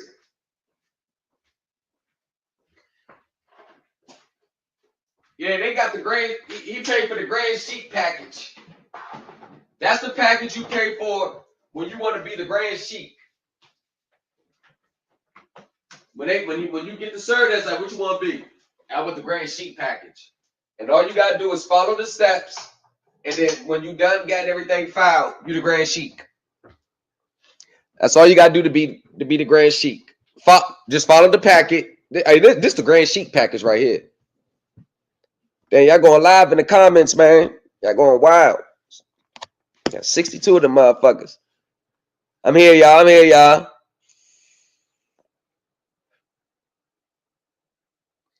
Certificate of live birth is a bill of exchange to be shipped to Morocco. The elimination of all negative information, City Mortgage reported to credit reporter ratings in order that City Mortgage validate the debt, release all liens on real estate, convey clear title to the real estate, and produce the legal wet ink contract in the promissory note, a declaration that City Mortgage committed fraud, and the conversion of the promissory note into a cash instrument is a violation of the National Currency Act of 1864. Another big misconception. They think they converted the promissory note into cash. It doesn't work like that. These people, boy. And an injunction that City Mortgage cease and desist forever its attempt to collect anything from the plaintiffs regarding the matter. The use of the phrase. Oh, okay. City Mortgage argues that none of Mr. Bay's claims states a legally cognizable claim upon which this court can grant relief, even assuming that all of the factual allegations in the amended complaints are true. The court agrees. It's not even legally. This is why. Basically what they saying, it makes no legal sense. It has nothing that states hints to the legal aspect of the case. Everything is just the theories. I'm this person. I'm an Indian. I'm the all caps. I'm the transmitted utility. I'm the flesh and blood man. I'm the Indian. I signed this over here. All I did was just create it and transfer it back to myself. Now it's been like none of this is even coherent. But this is what they pay thousands of dollars on. Shit like this. When considering a motion to dismiss, the court accepts as true all factual allegations in the complaint and draws inferences from these allegations in the most favorable light to the plaintiff. Factual allegations.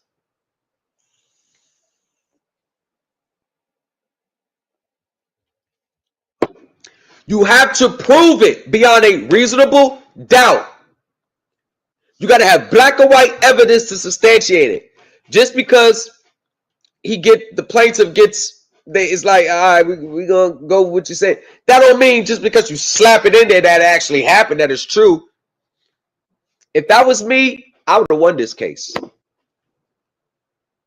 Because I would have done nothing that he did. Everybody would have won the case. Just do the opposite of what he did. This does not mean, however, as Mr. Adebayo seems to think, and they all think like this, that the court must accept as true every assertion made in anything he files with the court. That's their mindset. They think that just because they file it, they have to believe it is true. Indeed, Mr. Adebayo has inundated this court and defense counsel with voluminous filings that generally report to set forth facts related to either the merits of his claims or his religious status. I told you, that's all they do. They want to throw their religious shit in there like that's supposed to sway anybody. Judicial notice, declaration of status, verify affidavit of facts by specific negative averment. Yo, negative averment. Why does that always pop up in the sovereign citizen playbook? File a negative averment.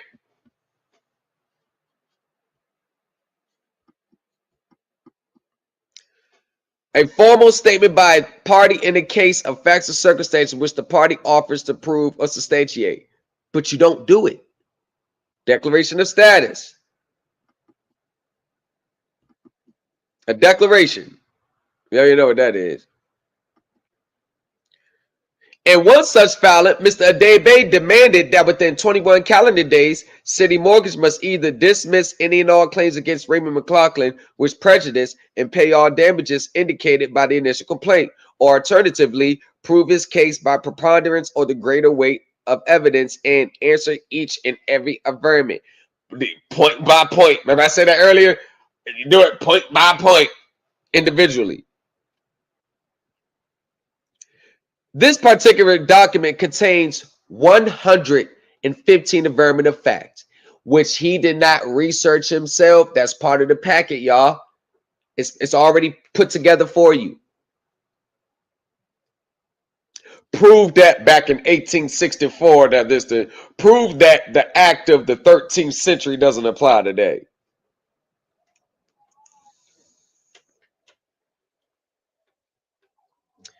If any and all points are not answered fully and accompanied by lawfully documented evidence as provided herein, that will be default on the part of City Mortgage Incorporated.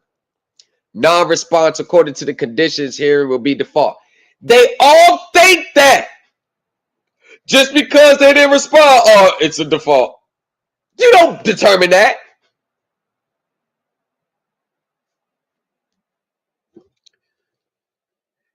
Incomplete answers and or lack of documentary evidence as outlined here will be default.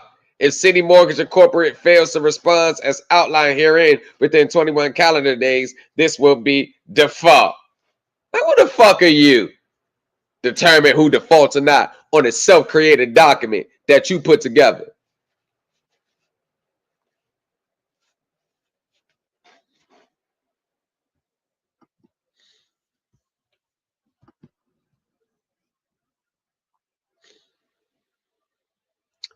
Non-response will be a self-executing confession of judgment by City Mortgage Incorporated and will be complete agreement with all the statements, terms, and conditions of this contract. This is a contract in admiralty.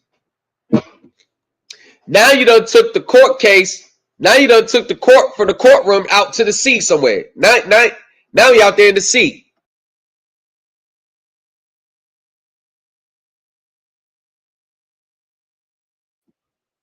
Remember that Bahamas analogy? That's where he really at with this. He done took now he out there in the Pacific Ocean somewhere. Any officer of the court that interferes or involves himself, herself with this claim will be added to this claim and become a third-party defendant. All 30-party defendants are jointly and severally liable for this claim. Now you're threatening the court because the court keep denying your shit. And that's what they do.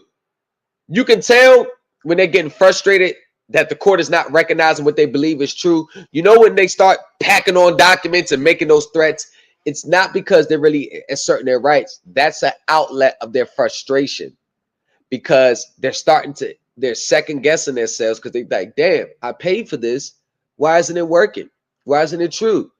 This is how it's supposed to go, right? I mean, that's what I learned. That's what was taught to me. That's what the person told me. Why are they not accepting it? Why are they trying to violate my rights?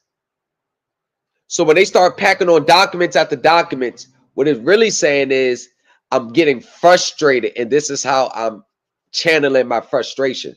They're really frustrated with themselves that they're in the situation, and it's getting deeper. It's getting worse. That's all it is. When City Mortgage did not respond to Mr. Adebayo's satisfaction, he filed a judicial notice stating that defendant has not responded and has failed to respond to the allotted time. Thus, we have an agreement in fact. Default, estoppel, latches by acquiescence, certificate of non-response, negative averment. Asserting that City Mortgage's failure to respond adequately to the negative averment means that it is barred from continuing this litigation by default. Acquiescence, consent, estoppel, latches, and stare decisis. The court now needs to move sua sponte as the matter is res jurisdictia and the parties have an agreement, in fact, which is now stare decisis. City Mortgage responded by filing a motion to strike, which this court denied, explaining that while defendant is correct that these are not proper filings under Rule 7 of the Federal Rules of Civil Procedure, the court sees no reason to strike them given the plaintiff's pro se status and that the filings are of no consequence.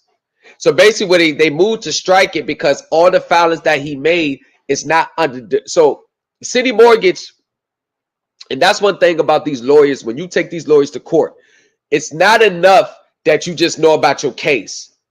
You have to know courtroom procedure. You have to follow courtroom procedure. Too many people, when you get into court, you just, my facts, this what happened, but they're putting it on affidavits, they're putting on petition. They don't know how to follow courtroom procedures.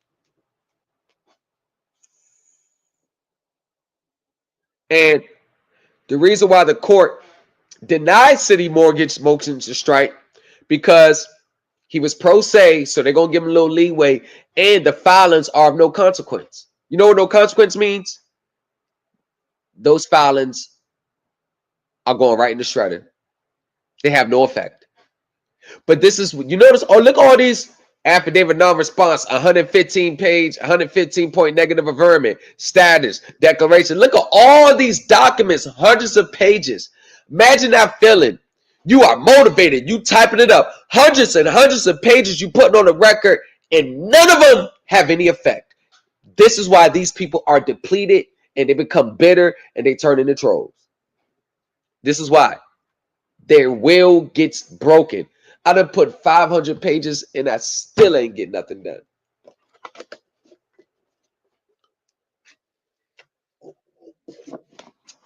At no point in time did they ever stop and say, hey, maybe it's me. Maybe I'm doing something wrong. Nope, they never think they're doing anything wrong. They can get denied 100 times. And at one point through those 100 times, are they ever going to be like, damn, maybe I need to switch it up? Nope, they're never wrong. It's never them. This, to put mildly, not the way the federal rules operate. You see what I'm saying? Oh, I'm sorry. The court understands that defendant denies all factual allegations set forth in plaintiff's filings. Plaintiff should familiarize himself with the federal and local rules and is reminded that the court will only act upon a motion by party. What did I say? What did I always say?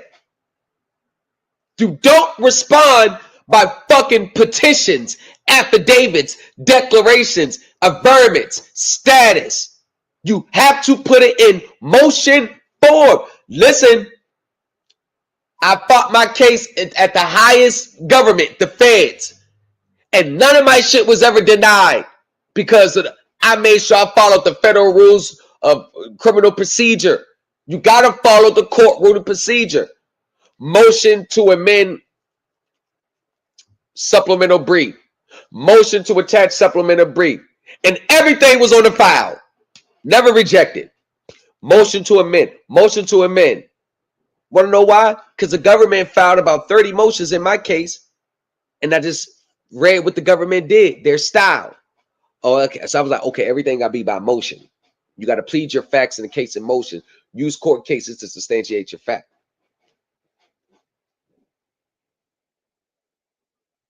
And that's the biggest problem in this space. Only 0.1% of us actually knows how to put a proper motion together. I'm just going to say it. Only 0.1 of us.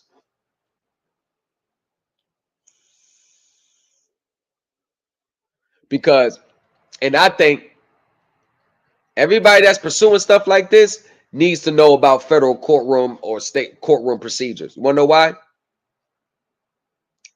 Because the shit they send it to these banks, your ass is going to court. Because you ain't getting nothing done outside of court. This is, to put mildly, not the way the federal rules operate. I told you that packet he brought and never told him about courtroom procedures. And that packet he brought, because I know he brought a packet. There's no way this man sat there and researched before he did this. Because if he would have researched cases like his, he would have found like, damn, what I'm about to do, everybody before me got denied. But some people be like, well, shit, I'm still going to try.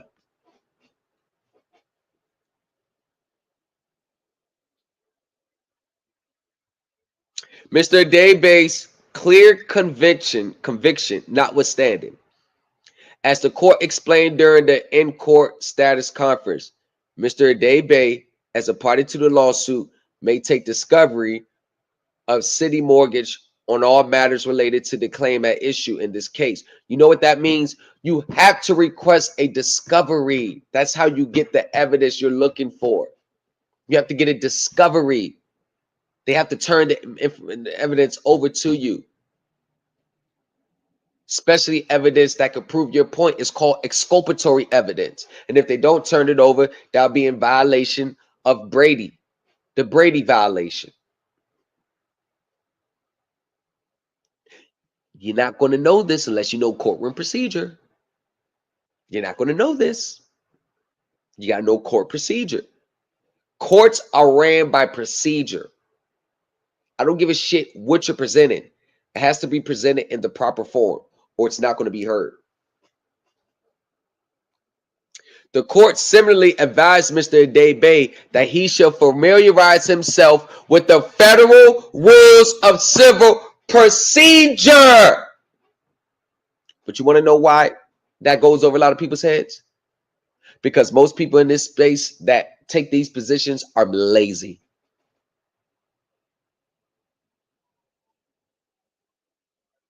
He kept trying to warn Daybase, just not the right procedure. It's not the right procedure. And what do? They think they could just do what they want. And then get mad when they don't get the intended results. That's the part that makes me laugh.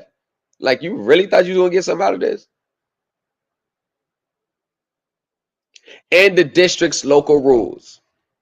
While the court applies the rules to some liberality to those, such as Mr. Daybase, who are proceeding pro se, Not even pro se parties are entitled to make up their own rules and insist that defendants follow them.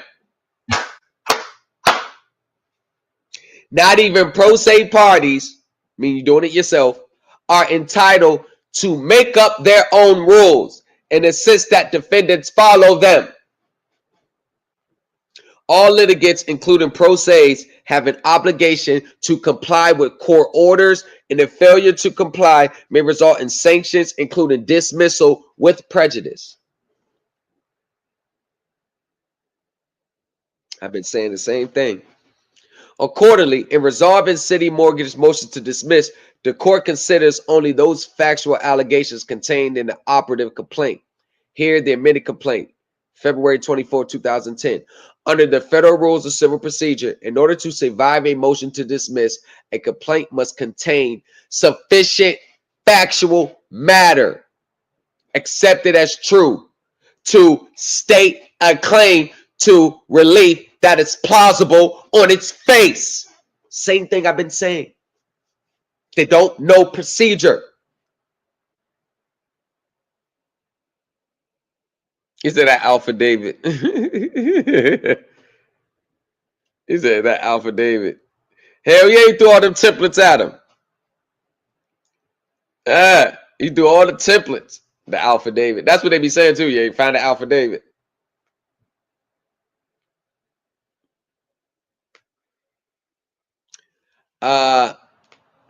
Two working principles underlie the Supreme Court's plausibility standard.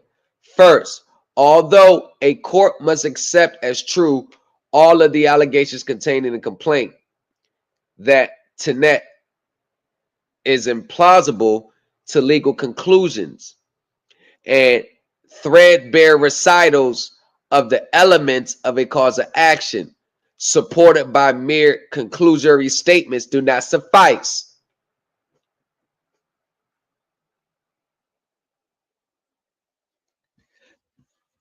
That's big. Pause. Tenet means a principle or belief, especially one of the main principles of a religion or philosophy. A principle, a belief, a doctrine, perception, creed, article of faith, dogma, theory. So basically what they're saying, you can't use what you believe, what you think you know, what you think is true. Can't use the Moorish Science Temple, God's law, God's word. None of that shit work. That's what they say. That's what tenet. That tenet is inapplicable to legal conclusions and threadbare recitals of the elements of a cause of action supported by mere conclusory statements, meaning only say this happened based on this. Just basically, you're not stating a claim. Everything you say is all belief with the package you bought. That's basically what they saying. You can't just follow it up with a statement. It has to be black and white factual evidence. That's why they say that. The tenet is inapplicable to legal conclusions in the threadbare recitals of the elements of a cause of action, supported by mere conclusory statements. Basically, statements relating to a conclusion or assertion for which no supporting evidence is offered. And that's what they all do. When they say, according to when they purchase it, according to the principal accounting, the debt was discharged. That's a conclusory statement. It's just a statement. They didn't say, see exhibit here. The reason being, because of nothing. That's all. That's what 98% of the people in this space do. They just end their claims with a conclusory statement with nothing to back it up. That's what they do when they teach. Yeah, because you're supposed to put 10 times the amount when you file a 1099. That's a conclusory statement. But they never say, because read this, or because of this. They never do it. Want to know why? Because they don't know. This space is filled with theories, beliefs, handed down packets, handed down templates as the law.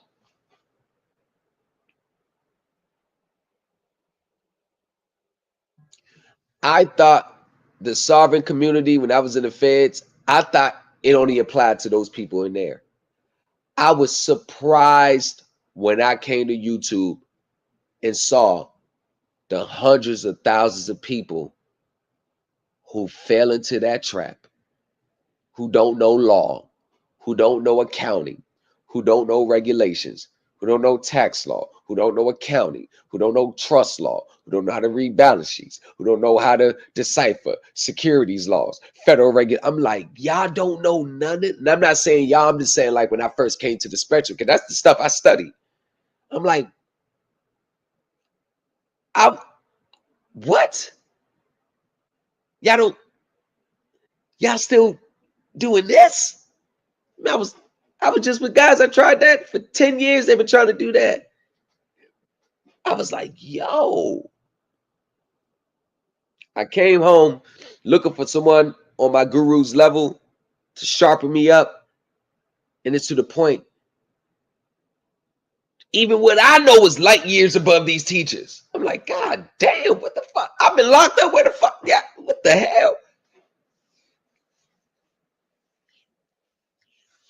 I was shocked. The Rule 8 pleading threshold does not require detailed factual allegation, but it nonetheless requires more than an unadorned, the defendant unlawfully harmed me accusations. And that is all they do. Right there. They committed fraud. They did this. They never point out the fraud, black and white. It's all, they did this to me. They did this. Look at that injunction by Jonah Bey. You did this. You did this. You got to do that. You did this. You did this. You did that. You did this. You did this. You did that. You did that. It's all nothing. Just all accusations. Shit crazy.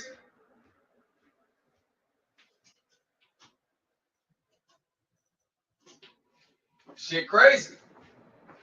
All accusations.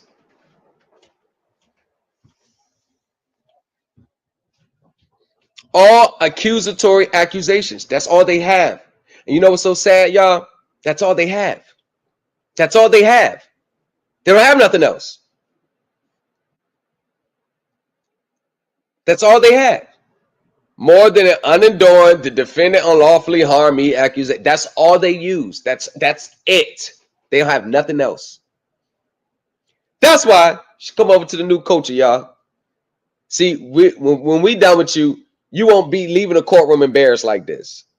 Because I know they got right on the phone and called the person who sold them the packet. Unadorned means plain, very simple, unembellished, underdecorated. Like, it's just plain. Oh, according to the accounting principles, the debt was discharged. That's it. Explain that.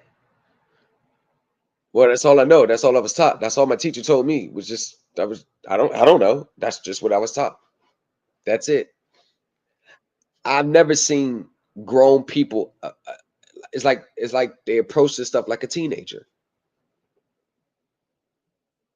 They just do it because they spent their money on it.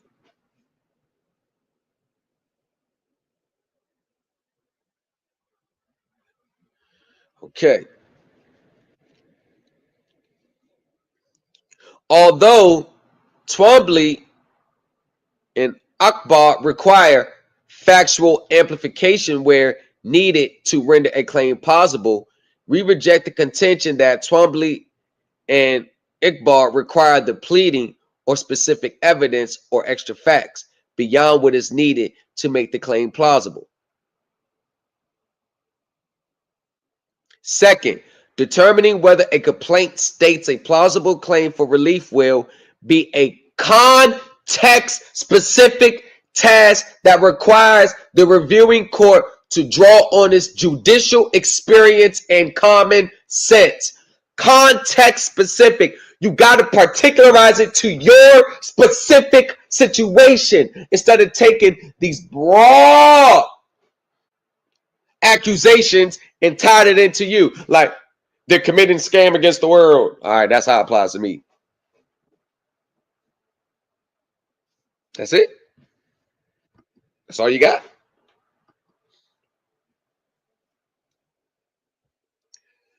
Before considering Mr. Day's specific claims, the court will endeavor to explain the general nature of Mr. Day's lawsuit. As mentioned already, Mr. Adebayo has submitted numerous and voluminous filings to be docketed in this case. He has done the same in another case that is presently before the court, and the discussion in this section is equally applicable to that case. For Mr. Adebayo's filing and the in-court status conference, which related to both cases, the court believes the following general account to be true. A memorandum of opinion on the defendant's motion is filed contemporaneous with this opinion for okay. Mr. Adebayo, all right, so this is what y'all, they getting into the meat and potato of what they have to think about everything he filed. Now it gets to the good part. Hit the likes, y'all. Hit the likes and share. Now, y'all, please share this again. Just share it. Share it on your channel. Share it. Because this summarizes everything in this space. Sums it up. You're not hearing from Thomas Legacy. You're not hearing from the new culture, the Supreme Elite team, the Accrual County Collection Agency. You're not hearing it from G. Liddy. You're not hearing it from Lamont Thomas. You're hearing it directly from a federal court judge opinion.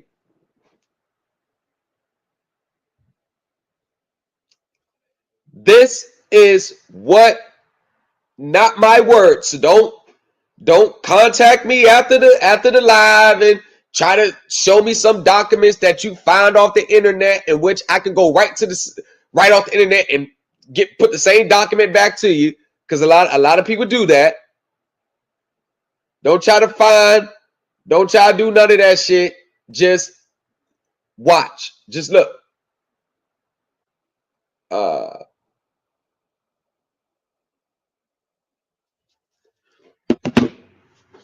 Mr. Adebayo's claims, both legal and factual, appear to be premised on at least 3 interrelated and overlapping theories that have preoccupied a certain subset of the population for at least the last 3 decades.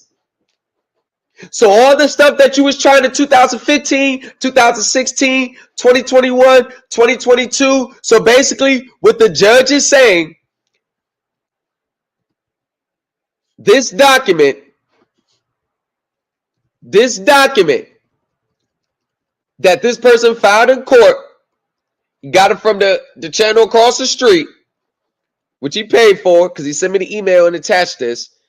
This document filed in court was has been tried consistently for at least 30 years. This is 2022.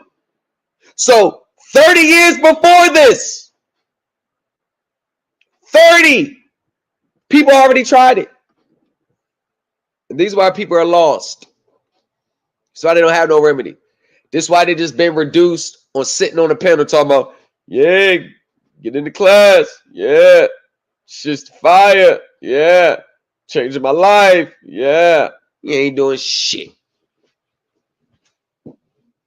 Mr. Adebayo's claim, both legal and factual, appear to be premised on at least 3 interrelated and overlapping theories that have preoccupied a certain subset of the population for at least the last 3 decades.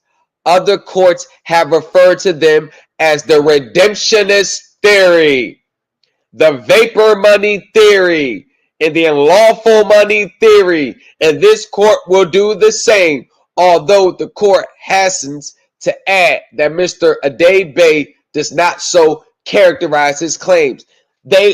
Because they think that just because I don't say the words or throw the buzzwords out there, and that's what they'll do. They'll take away the buzzwords, but it's still the hallmarks.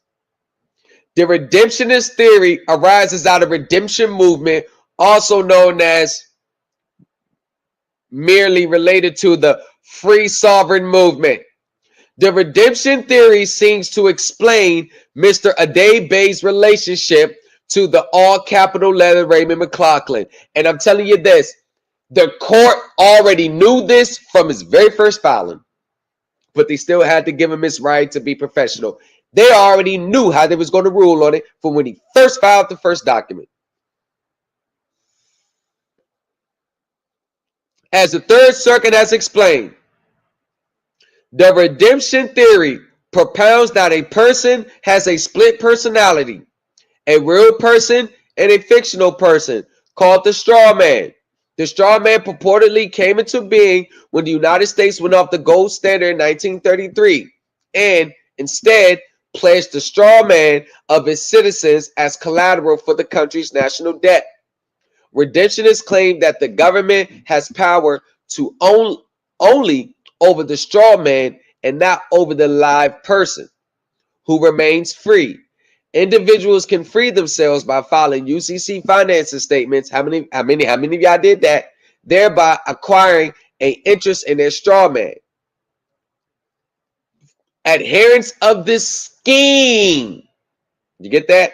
Scheme, also advocate that individuals copyright their names to justify filing liens against officials using their names in public records such as indictments or court papers.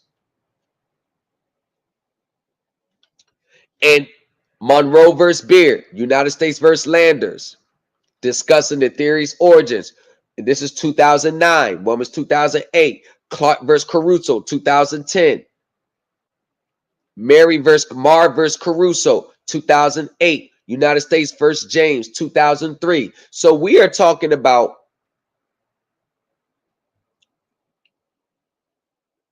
22 years at least. It's back. 2 decades. These cases are decades old, 15 plus years old. Y'all see what I'm saying?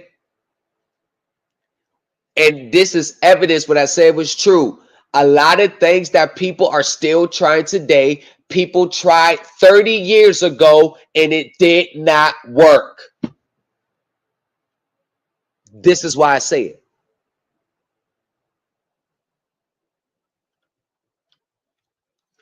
The Ohio State Supreme Court explains this theory further as follows. The redemptionist claims that by a birth certificate, the government created straw men out of its citizens. A person's name spelled in English that is with initial capital letters and small letters represents the real person. That is the flesh and blood person. Whenever a person's name is written in total capitals, however, as it is on the birth certificate, the redemptionists believe that only the straw man is referred and the flesh and blood person is not involved. Ohio State versus Lutz, 2003. Also Bryant versus Washington Mutual Bank, 2007. One of the early landmark cases. Another tenet of the redemption theory is that when the United States government pledged the straw man of its citizens as collateral for the currency's national debt, it created an exemption account for each citizen identified by each person's social security number. When citizens contract for debt, the theory goes, all their debts are collateralized by their respective exemption accounts, essentially making the United States government ultimately responsible for satisfaction of the debts. Now let's go back to that injunction. Remember what Jonah Ben said? This means such and such is not responsible for the debt. The government's responsible for the debt. That injunction is from the same old sovereign citizen belief system. The purchase order, sovereign citizen belief system. Conditional acceptance on your bills, sovereign citizen belief system. Redemption theory. Oh, you took my money, took it to the Federal Reserve, deposited into my account. Another redemption theory. Oh, file a 1099-A to pay off your debts. Another redemption theory. Oh, my 1099-A got accepted. That means the check should be coming soon. Another redemption theory. And if you look at what the judge is saying, the undertone of all the documents that people sell in classes over the past 4 years is rooted in the redemption theory. No matter how you look at it. No matter if you like it or not. 98% of what people filed in the past is premised off this right here.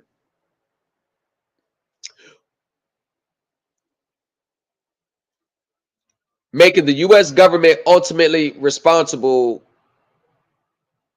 for satisfaction of their debts.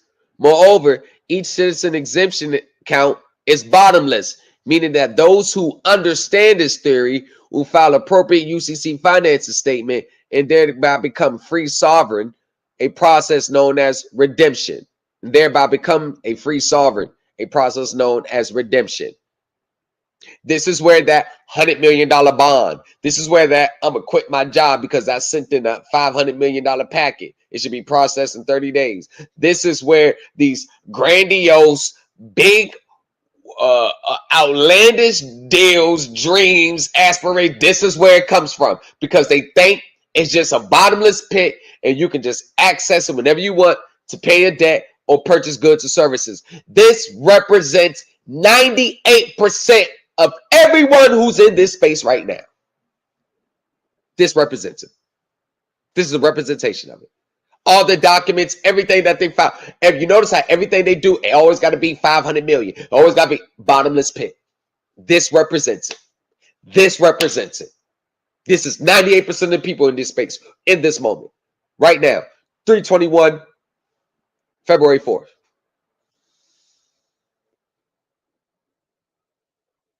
And who filed the appropriate UCC finances statement and thereby become a free sovereign, a process known as redemption, never had to actually pay for anything. That's why I say this represents 98% of this space.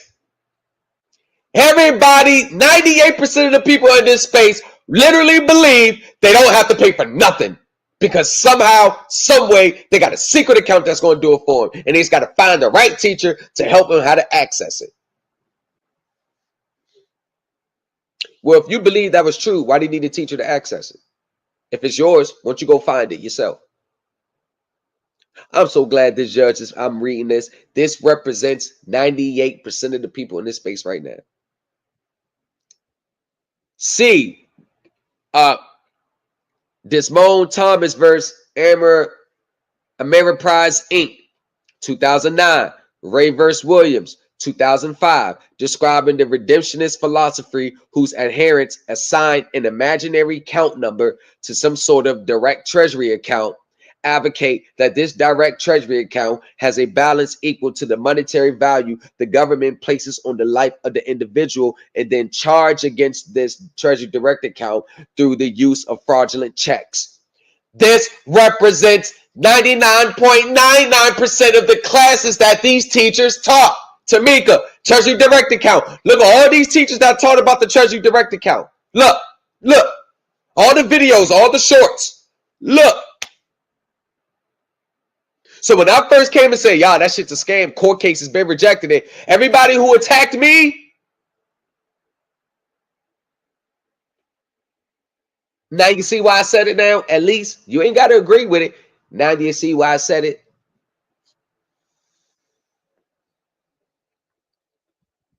C. Lutz, 2003. By filing a UCC1 financial statement, the flesh and blood person can make a claim against the assets obtained by the government from the straw man. The flesh and blood person, Ronald Lutz, therefore filed a UCC1 financial statement against the assets earned by the straw man, Ronald Lutz, and held by the government. By filing this statement, the redemptionists believe the flesh and blood person can draw against the funds earned by the straw man.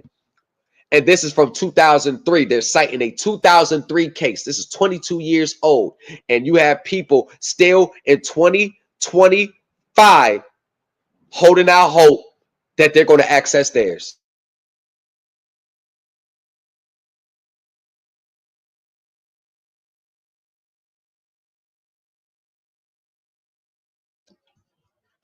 Everybody that came to this space a couple years ago, this is what you came to this space based on. Things that have a belief that has already been rejected by the court over 2 decades ago. The IRS posts these same court cases. The banks post these same court cases. In the case that I'm reading right now, This is the case. This is the case. The judge sent them. Look, McLaughlin versus City Mortgage. The judge sent them that case. I mean, the lawyers for PNC Bank sent them the case I'm reading now. So you don't think they know this shit when they see it? Right.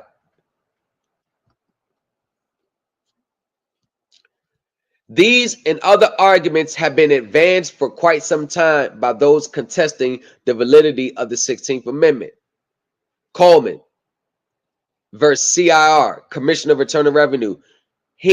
Coleman brought this same like claim up back in 1986. Before I was born, they were bringing this claim. Before I was born, it brought this claim. Before I was born, decades ago. Tax protesters have convinced themselves that wages are not income, that only gold is money, and that the 16th Amendment is unconstitutional and so forth. These beliefs all lead, so tax protesters think, to the elimination of their obligation to pay taxes. Barber versus Countrywide Home Loans, 2009, noting in a case of raising claims like those here, that plaintiffs are utilizing terminology and making demands that have been utilized by so-called tax protesters in this court in the past 2 decades. Told y'all. They thought that this is something new, or they found a teacher that knows, or this is new. I believe everything that you thought when you first came to this space, that wave that you thought was new to you. When I first said it, nobody believed me. I said, what y'all trying today, they've already tried 25, 30 years ago. And everybody was like, they couldn't believe it because they know. And I'll never forget this one time. I got an email after a live. I guess this person emailed me, and I guess the same process that they're talking about, I was talking about was something that this person just mailed off. It just left UPS. So this person felt some type of way by me saying, yo, all that shit dead on arrival, because this person obviously must have paid for it and had it in the mail. So imagine hearing something, you just mail something off, you come across a channel or someone saying everything that you just did, the steps you went through to mail it off, everything that you just did, someone saying, yeah, if you do this, that shit dead, that shit ain't gonna work. Imagine how you feel. And you already excited that you mailed it off. You got your receipt, your tracking number, waiting for them to respond and process it, to hear someone say that shit dead on arrival. That inner feeling like, what? So instead of like, damn it, being upset with themselves, they're triggered now. So they point directly at the person who exposed it to them. Yeah. While the court does not lightly ascribe such beliefs to anyone, and again, to be clear, Mr. Adebayo has not explicitly stated these beliefs in so many words, because they know they can't come out and say the words or say it like that. So they got to find an end around to present the same thing. They see through it. That's what they're saying. Basically, they're saying, although you didn't come out and word it like them, you still sent these documents in with that belief. Beliefs in so many words, the only plausible explanation that this court can discern for the arguments in Mr. Adebayo's filing is that they are rooted in this redemptionist theory through and through. This would explain, for example, Mr. Adebayo's insistence on Raymond Winston McLaughlin being represented in all capital letters. That was or is Mr. Adebayo's straw man. Verified affidavit of facts by specific negative averment. You see what I'm saying?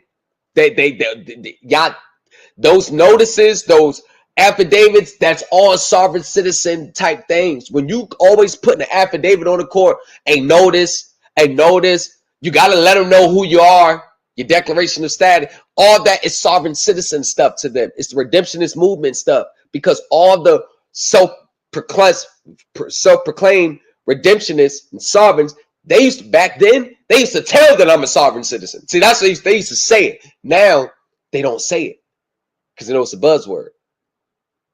But they'll just do all the process, but they just don't say it.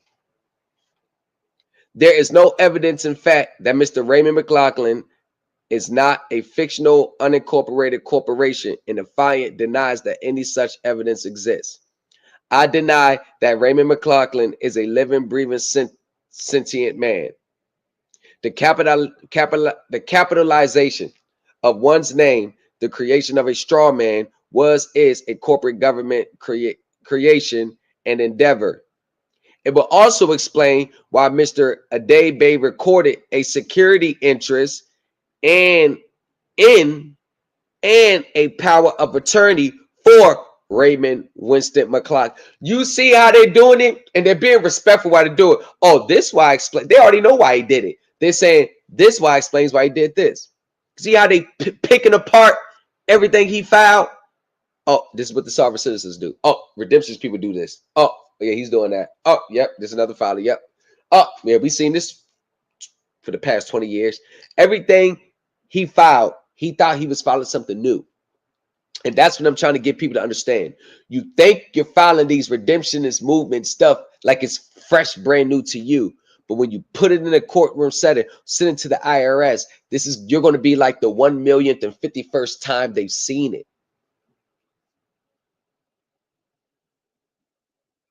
That's the point I'm making. You're going to be the 1,051st time they've seen it. Judicial notice, declaration of status, is why he objected during the in-court conference to this court description of him as pro se, meaning representing oneself, insisting instead that he appeared in propria persona, hallmark of the sovereign citizen Moorish American ideology. Remember, like to Jerry Bay, in persona propria, in sana propria, in sana propria papa, and the sana propria, yeah. Latin for in one's own person. Since this lawsuit commenced in the name of Raymond Winston McLaughlin, it would be inconsistent with the redemptionist theory for Mr. Adebe to appear pro se. You see what I'm saying? Like, you can't do it like that. It's going against the script. Requesting that the court order defense counsel to refrain from addressing Mr. Adebe out of status, i.e. as the upper and lower case Raymond McLaughlin, but stating that if defense counsel wishes to address the 14th Amendment citizen legal fiction U.S. vessel Raymond McLaughlin, they can continue to do so as they've always done by directing their comments to Raymond McLaughlin. You see how crazy you have to look to believe this? I think if people was looking to the future when they think about joining this movement and play their future court cases back to them in the present, I think they'd be like, oh, hell no, I'm going to be looking crazy as hell in court. Mr. Adebe also signed all of his filings in as in propria persona. Hallmark. The redemptionist theory also sheds light on Mr. Adebe's otherwise puzzling practice of putting words in admiralty at the top of most of his filings, as well as his seeming preoccupation with the UCC. That's what I'm saying. Like, why you so focused on the UCC admiralty? Like, why you put they're explaining why. This is beautiful. The redemptionist claims that when the country went into bankruptcy, maritime law became the law of the land.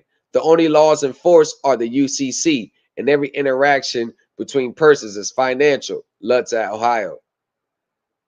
What is more, and Mr. Adebe does adhere to the redemption view that would unravel. Look, what is more, If Mr. Adebay does adhere to the redemptionist view, that would unravel the mystery of the $10 million indemnity bond. Wow, they've never seen that before. They've never seen that before. You really did a good job, Mr. Adebay. You're the first one to ever put that in front of them. Oh, yeah. Good. Round of applause. You're only the 2,034,351st person that submitted that, but it's new to you. Well, and they're being very like they're being cynical with, you know what they mean? They like they doing this shit on purpose. Look how they sounded. They try to be funny. What is more, if Mr. Adebay does adhere to the redemptionist view, that would unravel the mystery of the $100 million the $10 million indemnity bond. They're funny as hell. He filed in this case, which purports to be secured by prepaid account, an exemption ID, a 9-digit number, i.e., an exemption account, as well as his demand for damages to be paid in pure silver. The redemptionist theory's contentions regarding the 1933 bankruptcy of the United States and exemption accounts are also reflected by allegations in the amended complaint. It is plaintiff's contention that the United States is and has been in bankruptcy since at least 1933. The gold standard was suspended by Franklin Roosevelt. As a result, this made the dollar non-redeemable. In addition, the people became the creditor for the bankrupt system. As a result, a Federal Reserve note became a debt note, and it does not have intrinsic value. As a result, only the people, creditors, can bring new monies into circulation. Said monies are directly brought into existence from an exemption account that was created at the Federal Reserve. Thus, without a creditor's signature and or social security number, no new monies can be created. Verify affidavit of facts by specific negative averment. But let me ask yourself a question. Let's just say all of that was true. Do y'all remember when I said, when you word things and make it a national thing, you pretty much handicap yourself? Let's just say all that was true. Why would you ever put that on public record so everybody could be like, hey, is this true for me too? You see what I'm saying? They don't see that far. It's so sad because they're only thinking narrow-minded. He's not even looking like, how does this look? You're forcing the judge not to even give you any remedy, assuming it was true.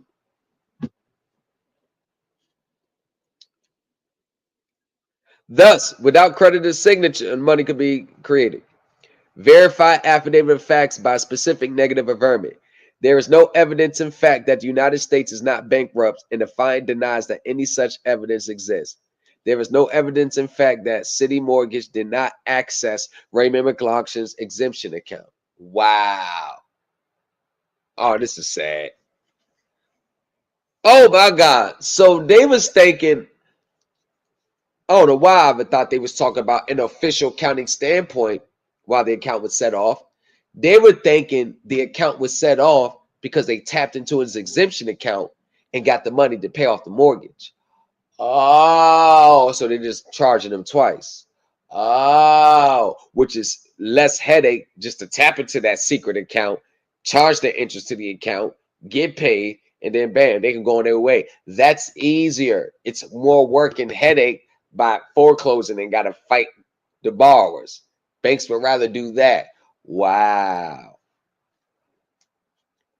And already has received the value of the alleged note, and the client denies that any such evidence exists. So that's what he meant when he's talking about the account evidence that it was set off. He wasn't talking from a legal standard. He was talking from the redemptionist ideology. The vapor money and unlawful money theories appear to be tenets or corollaries to the above described redemptionist theory. As best the court can discern, Mr. Adebay's arguments seem to be based in, at least in part, on these theories as well. The vapor money theory states that any debt based upon a loan of credit rather than legal tender is unenforceable. Andrew, Select Portfolio Services, 2010. For which part, the unlawful money theory holds that the issuance of credit violates Article 1, Section 10 of the U.S. Constitution, which purportedly requires a state to accept and recognize only gold and silver coin as legal tender. Buckley versus Bayrock Mortgage, January 12, 2010. Quoting Rudd versus KeyBank, January 25th, 2006. So all you people that's still making that argument today, they already tried it back in 2010 and 2006, almost 20 years ago. This is why I say a lot of y'all are so far behind what you really need to know. It's going to take you years to catch up. That's why I say it. That's why I say it. The essence of the vapor money theory is that promissory notes or similar instruments are the equivalent of money that citizens literally create with their signatures. Daimler versus Bank One, 2006. This mechanism of creation of money appears to be what Mr. Debe means when he alleges that only the people, creditors, can bring new monies into circulation. Said monies are directly brought into existence from an exemption account, which was created at the Federal Reserve.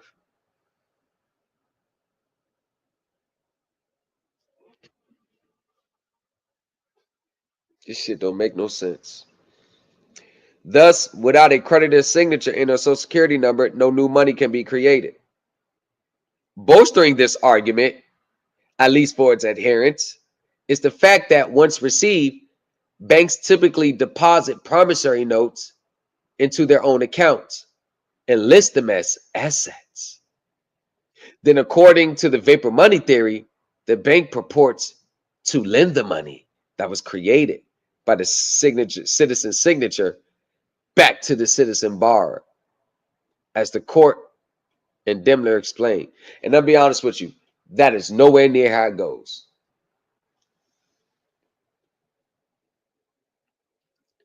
Nowhere near how it goes. Plaintiff alleges that the promissory note he executed is the equivalent of money that he gave to the bank. He contends that the lender took his money, i.e. the promissory note, deposited into his account without his permission, listed it as an asset on his ledger entries, and then essentially lent his own money back to him. He contends that the lender created the money through his bookkeeping procedures. But you notice when they say the ledger, bookkeeping procedure, that's just all words they hear other people say and what they learned from this redemptions group. They don't know accounting for real. They just regurgitated what they heard. Because if you understand true accounting, you'll realize this is nowhere near what happens. Another person tried it, Richardson versus Deutsche Bank, December 12, 2008. At this point in the argument, plaintiffs rely on the vapor money theory, typically introduce an additional wrinkle, whereas they gave the banks valuable money in the form of a promissory note. The banks gave them something that is essentially worthless, mere credit, and the right to live in their homes. But that appears to be immaterial to the argument. As allegedly established by the unlawful money theory, issuing credit violates the Constitution's prohibition against making anything but gold and silver coin as a tender of payment of debts. The efforts by the defendant to collect Federal Reserve notes from plaintiff when it knew that said notes are unconstitutional pursuant to Article 1, Section 10 are clearly unlawful.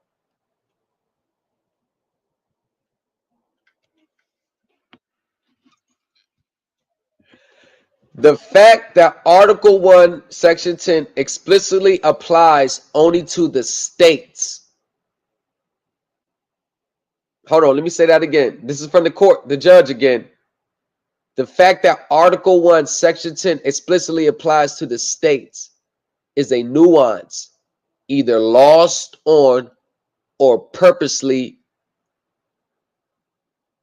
elided by adherents of this view. Means omitted, left out. You know what that means? They cherry pick.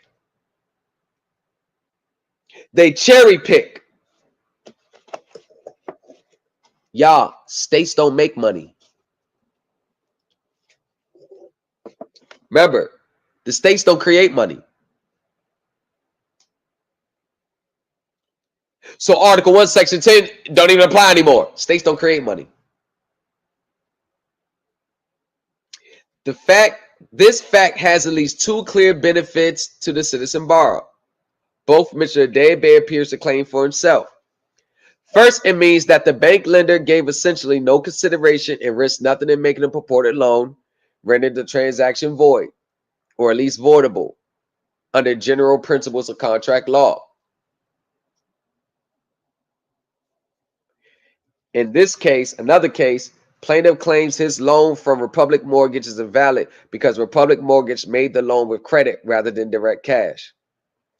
Plaintiff further argues that because the bank was never at risk and provided no consideration, the promissory note is void ab initio, and defendant's attempts to foreclose on the mortgage are therefore unlawful. In this case, this type of argument went back for Renee Citibank 1999 and United States versus Shifen 1995, rejected arguments that there was insufficient consideration to secure the promissory note and that lender had created money by means of bookkeeping entry. Been rejected since 1995. The second alleged benefit of this theory is that when borrowing from a bank, a citizen borrower actually comes out ahead in the transaction. After all, she is the only one who gave anything of value, and it would constitute unjust enrichment for the bank to keep the value of what the citizen borrower gave it. And as already mentioned, banks typically list the value of promissory notes on the asset side of the accounting ledger, treating the notes as the functional equivalent of cash. There's no evidence in the fact that anything accepted by a bank is not cash, and the client denies any such evidence exists. Since loans increase the asset side of the ledger, the theory continues. General accounting principles dictate that bank must owe that increase in value to whoever created it, i.e., the citizen borrowers. This contention is reflected in Mr. Adebayo's amended complaint.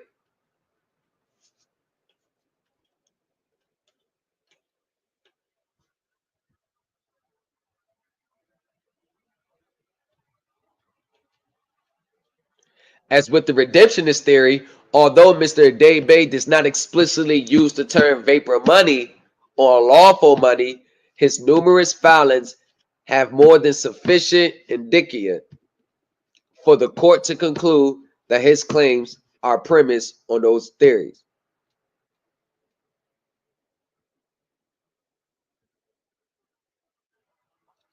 The court will consider each of Mr. Adebayo's specific claims in the next section, but it's important to note that, as the court strongly suspects, the allegations contained in the amendment complaint are premised on one or more of the above described theories.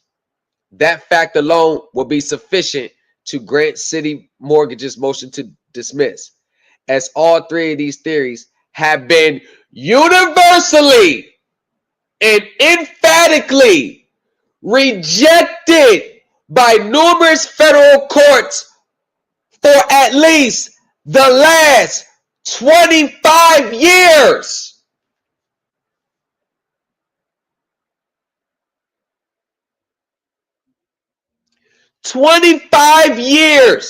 Yeah, Country Blood, I think that's it.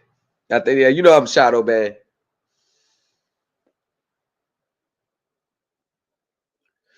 Rejected at least 25 years. See toward dismissing, in some instances, sua sponte claims alleged fraud, conversion, conspiracy, extortion, securities fraud, and violation of the Truth in Lending Act, Fair Credit Reporting Act, the Fair Debt Collection Act practices, and GAP, all based on theories advanced here. Barber versus Countrywide Homes, 2009, and this is 2017. So add 7 years to that. They've been rejected for the past 33 years.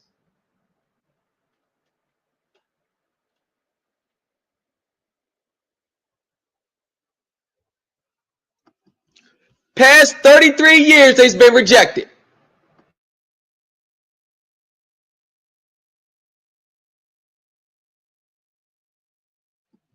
So I'm going to say it again. For everybody who's been trying stuff, data's back is that's in this space, just know everything that you tried and all the shit that ain't work, realize you're not the only one. They've been rejecting the same stuff for 33 years. Another court case, Barber vs. City Countrywide Home Mortgage, Inc., dismissing utterly frivolous and patently ludicrous claims of fraud, racketeering, conspiracy, and advising plaintiffs that their taxes were wasting their time as well as court's time, which is paid for by hard-earned tax dollars.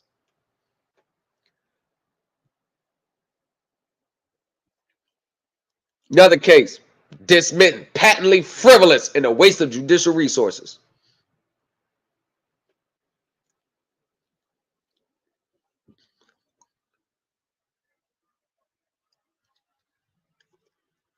The court will now discuss the claims asserted in Mr. Dabe's amended complaint. As explained here, even construed very liberally, none of the 9 counts state a legally cognizable, factually plausible claim upon which the court could grant relief. The factual basis of Mr. Dabe's claims appears to be contained in the following allegations. March 27, 2009, a transaction with Residential Finance Corporation was undertaken for $233,731. From said transaction, Residential used draft as such by deposit into a bank as a cash item pursuant to 12 USC section 1813 subsection. That is the stupid. You don't even rely on that statute. That don't. Oh yeah, that's straight from the start. Yeah, he purchased that. All wrong information. That's all. All that shit is wrong. Everything they've been selling for the past 30 years has been wrong. Has sold the note to investors without consent and authority of the plaintiff. As a result, the actions undertaken by paragraph 7 and 8 by Residential, the now demand balance of the alleged mortgage was paid in full. In that regard, no lawful debt now exists, according to the principles of accounting, specifically generally accepted accountable principles. Based on these allegations, Mr. Dabe appears to argue that Residential, according to the definition 12 USC 1813 subsection L1, deposited the site draft as a cash item, and that through this act alone, the now demanded balance of the alleged mortgage was paid in full, that no lawful debt exists according to the principles of GAAP. That's just like no studying, no nothing. Just, all right, this is what happened. All right, there's 30 statutes out there.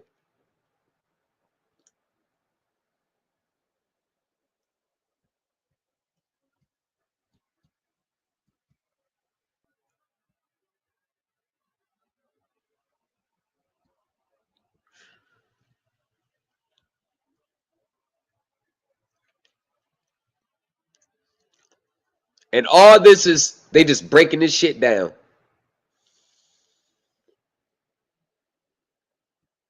Fraud, they're breaking it down.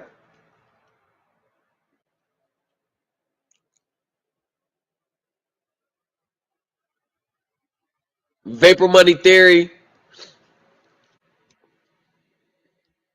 Second, Mr. Dabe's contention that he was duped by the lender claims that it was actually lending money. Nothing was lent. Appears to invoke the vapor money theory. Rejected plaintiff's claim that his loan from Republic Mortgage is invalid because Republic Mortgage made the loan with credit rather than direct cash.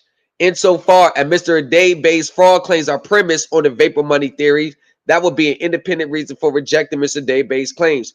25 years ago, in a case raising similar claims, the District Court of India explained that a check issued by a bank or mortgage company need not be legal tender within the meaning of Section 10 of Article 1 for a loan to be valid. They said that 25 at what, 7 years, 8 years to it, 33 years ago.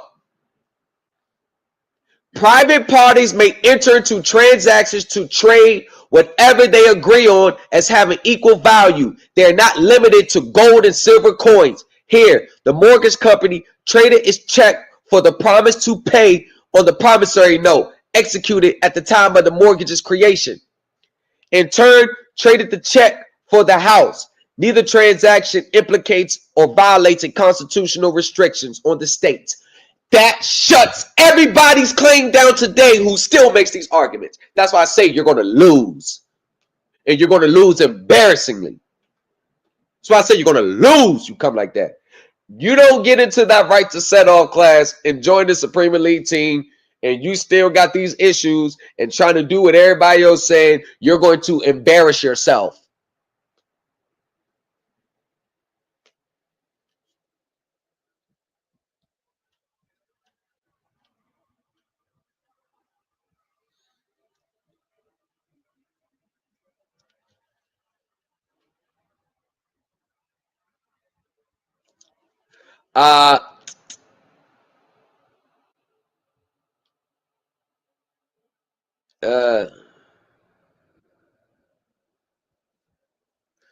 And the securities violation basically saying, however, a simple real estate transaction like the one at issue here are not securities transactions. So Mr. Adebayo has alleged only this real estate transaction as forming the basis of his claims. City Mortgage cannot have violated Section 5 of the Securities and Exchange Act because he doesn't know the underlining, what happens afterwards. That's what they said. He missed. That's why they say it was redemption. That's why the court was very careful. Like, securities violation. Oh, you only mentioned the mortgage. See, you're so focused on the contract. You're missing post-transaction. I would have spanked their ass right there. Oh, I'd have laid it out from A to Z. After my client closed, I'd have laid it all down what they did. Not a tenant. Not a, I believe it's true. No.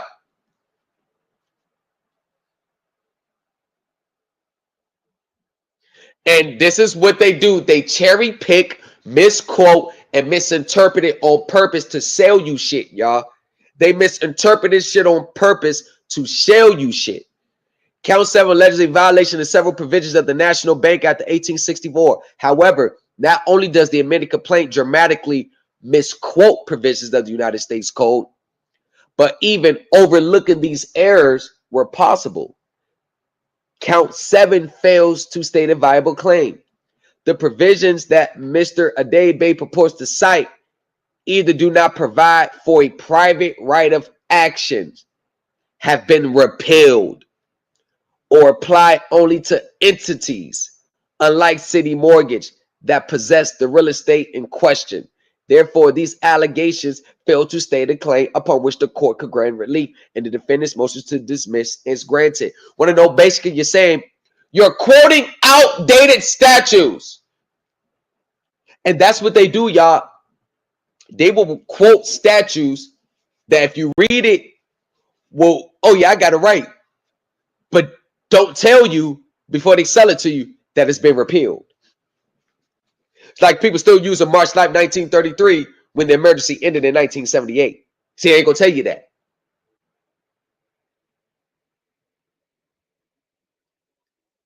Why do you think no teacher has come out and challenged me on the March 9th now? Why do you think they didn't come out and challenge me? I guarantee you nobody's going to be using March 9th, 1933 anymore. Because I put so much highlight on it. If you still use that as your claim, solely that paragraph as your claim, it's evidence that you don't know what you're talking about. Because everybody watch my videos. They share it. So they're going to know. I'm telling you, teachers stop mentioning shit all because I talked about it. Want to know why? Because the new culture is the standard. We're the standard.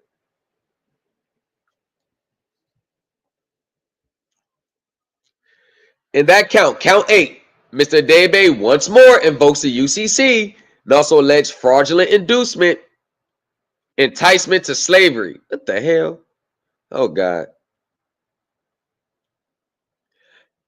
As for what remains, even if Mr. Day had alleged facts to support these fantastical allegations, which he has not done, It is well settled that neither 18 U.S.C. 242 nor 1583, both which are criminal statutes, provide a private right of action. This is when I know these teachers don't know what they're talking about, because they're quoting Title 18. It's a criminal statute. They never give you a relief. It's a criminal statute.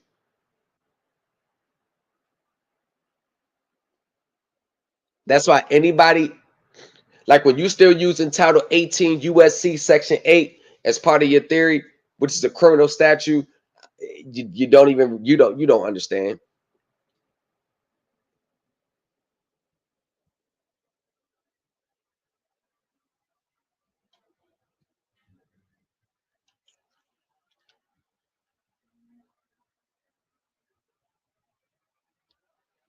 All right. So before discussing whether Mr. Day will be prevented one last opportunity to amend his complaint, the court wishes to make one thing clear. Mr. Daybay is undoubtedly entitled to free exercise of his religion, and nothing the court has stated herein is meant to cast doubt on that fact or to diminish or demean Mr. Daybay or his chosen religion in any way. I want everybody that's here to pay attention to this part.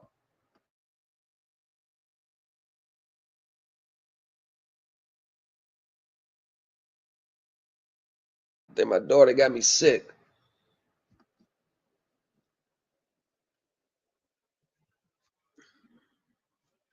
Mr. Daybay, okay. The court is ignorant as to whether this lawsuit is a product of Mr. Daybay's religious.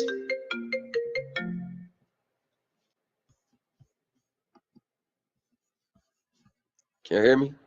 Can you hear me? Can you hear me? Okay. It's ignorant as to whether this lawsuit is a product of Mr. Daybay's religious beliefs or not. Basically saying you're just doing this to try to get out of your, that's what I'm saying. But that issue is simply not relevant to the merits of his claims.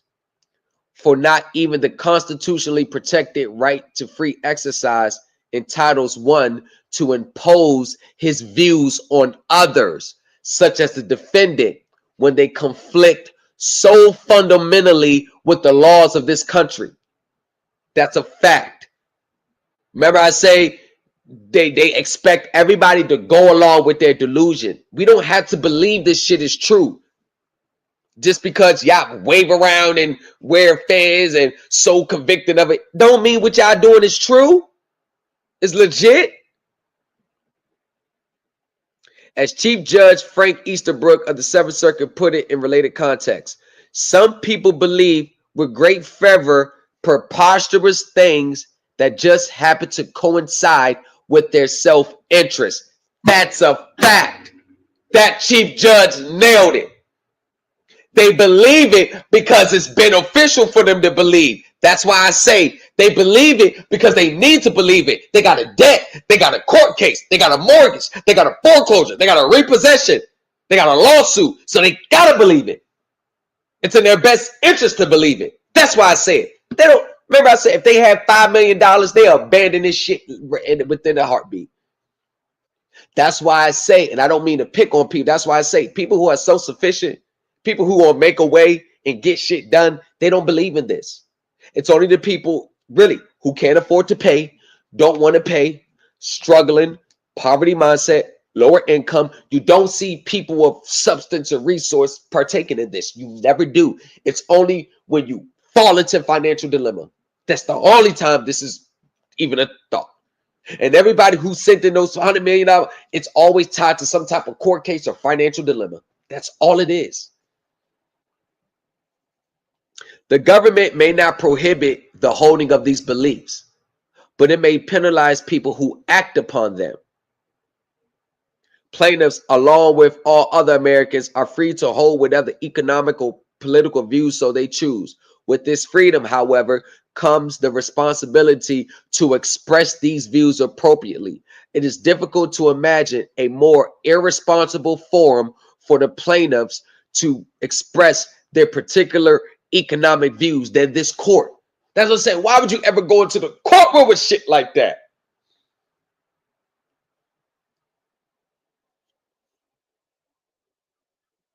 Why? Mr. Adebayo should appreciate that in pursuing what has, at least to date, been a quixotic endeavor, he has taxed the resources of the defendant in this court. Other courts considering similar arguments similar to this have not only summarily dismissed them, but have even imposed monetary sanctions payable in real money against the pro se plaintiffs who have pursued such claims.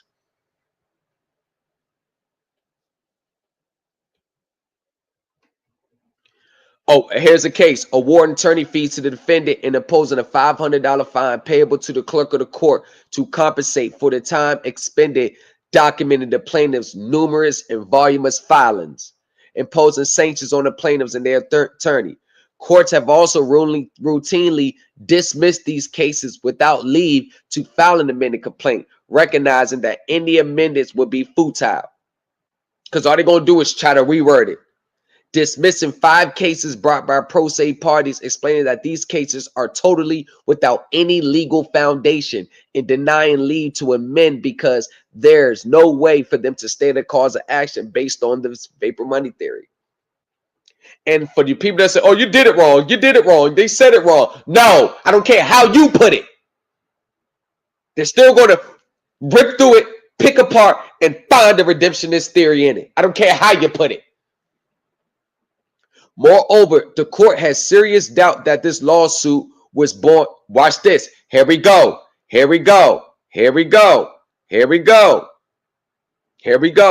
Moreover, this court has serious doubts that this lawsuit was born of serious conviction. You see what I'm saying? The promissory note and mortgage underlying this litigation, as well as the Federal Truth in Lending Disclosure Statement, were signed on March 27, 2009. Yet, as the defendant brought to the court's attention, more than 4 months earlier, Mr. Adebayo filed a document on the land records of the town of East Hartford entitled Notice of U.S. Person Dissolution, which purported to announce that Raymond Winston McLaughlin has experienced a civil death. The fact that Mr. Bay nonetheless signed these documents on behalf of the very entity he declared to be civilly dead casts some considerable doubt on his intentions at the time. The court has carefully considered imposing sanctions on Mr. Adebayo, and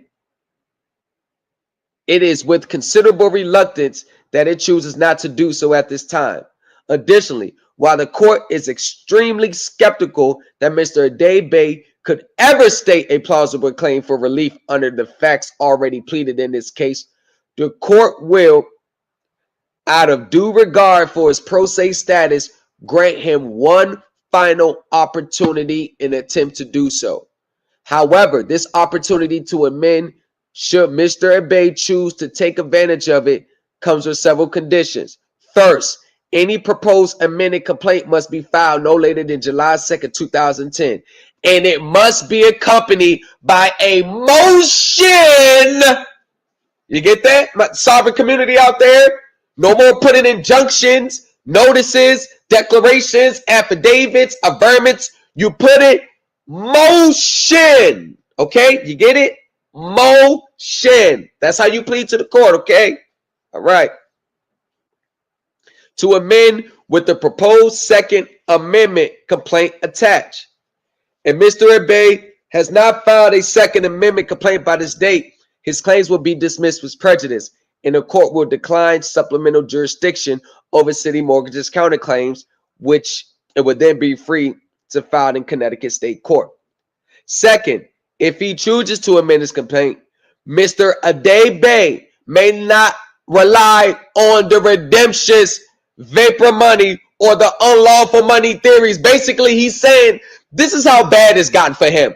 The court is saying, we're going to give you one more time, but we don't want to hear no sovereign citizen, no none of that, no vapor money, no redemptionist theory, no legal theory, none of that shit you got for the redemption manual. We don't want to see none of that. And it's in this moment where the new culture is appreciated. Because in order for you to come to court, in order for him to have come to court on that time, stating a logical legal complaint, he'd have had to do the years of research that we did. This is what separates us from the pack. Because when it gets down, when all the shenanigans is out the way, all right, basically they saying state a claim on a legal standard. That's what makes us so great. Because we would be prepared to do so. We would be ready. Ask everybody, you think they'll be ready to file a complaint solely based on a legal standard? Bam. Nope. There's always going to be a nuance in there. Yeah. They say you can't even use none of that. As described above, in any way, and regardless of whether he actually uses those terms. Mr. Daybay has also noticed that other arguments he has attempts to advance in support of his claims are also without merit, including that the real estate located is indigenous private real property beyond the reach of this court's jurisdiction, and his assertion suggestion that his mere possession of the property creates a legal right to it. Squatting. Given the court's interaction with Mr. Daybay during the in-court status conference, the court is confident that he has the intelligence to understand and respect these conditions. By requiring Mr. Daybay to seek the court's lead to file a second amended complaint, the court and defendant can determine if Mr. Daybay has heeded this court's warning regarding the invalidity of those theories he has advanced in this amended complaint. Should Mr. Day seek to file a second amended complaint that purports to rely on the same theories for recovery, the court will not allow the second amended complaint to be filed, will dismiss the case with prejudice, and will consider imposing monetary sanctions, including the requirement that Mr. Daybay reimburse the attorney fees it has expended in litigation to date. The court sincerely hopes that sanctions will not be necessary. Given the severity of these possible sanctions, the court urges Mr. Daybay to carefully consider whether it's in his best interest to continue this litigation. Mr. Daybay is also on notice that neither the indemnity bond nor the account that purports to secure it is valid for satisfying any monetary sanctions the court would impose. They basically saying, if we impose a sanction against you, don't send that motherfucking indemnity bond. Don't try to send that bill of exchange, the international promissory note. Don't try it. Boy, this court was on it. The court shut down everything that out of the sovereign citizen playbook. Instead, Mr. Daybay will be required to pay defendant attorney fees in a manner and form that is accepted by commercial banks in the United States. Mr. Daybay, that means a check with real account and a real money. That means a money order. That means a wire transfer. That means a cashier's check. You get that? The same way that you pay the bills that you can afford to pay. It's the same way that you can pay the bills that you can't afford to pay or don't want to pay. The same way when you pay your bills, you can pay them the same way. In light of the foregoing, all that shit's denied. And guess what happened? He did not file. He did not file the amended complaint. He never did it. This is what happens when you don't know your shit. When you get put to the test by the courts, they all fold. That would have been my case. Yeah, only motions, not emotions.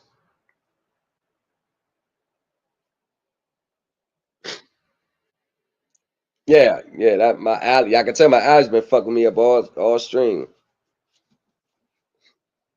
This is what happens when you don't. You know what? You know what I'm gonna do?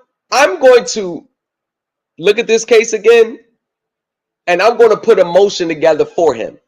I'm going to put it in motion for him like it was him. Watch how mines come out.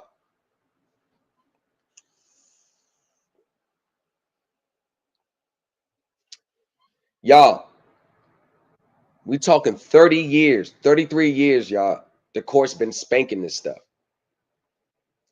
33 years, y'all. 33 years.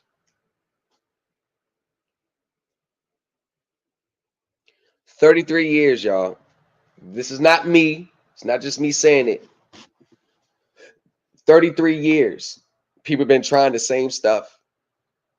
Everybody thought I was lying. I remember this person saying, you lying. That ain't true. They ain't been rejected.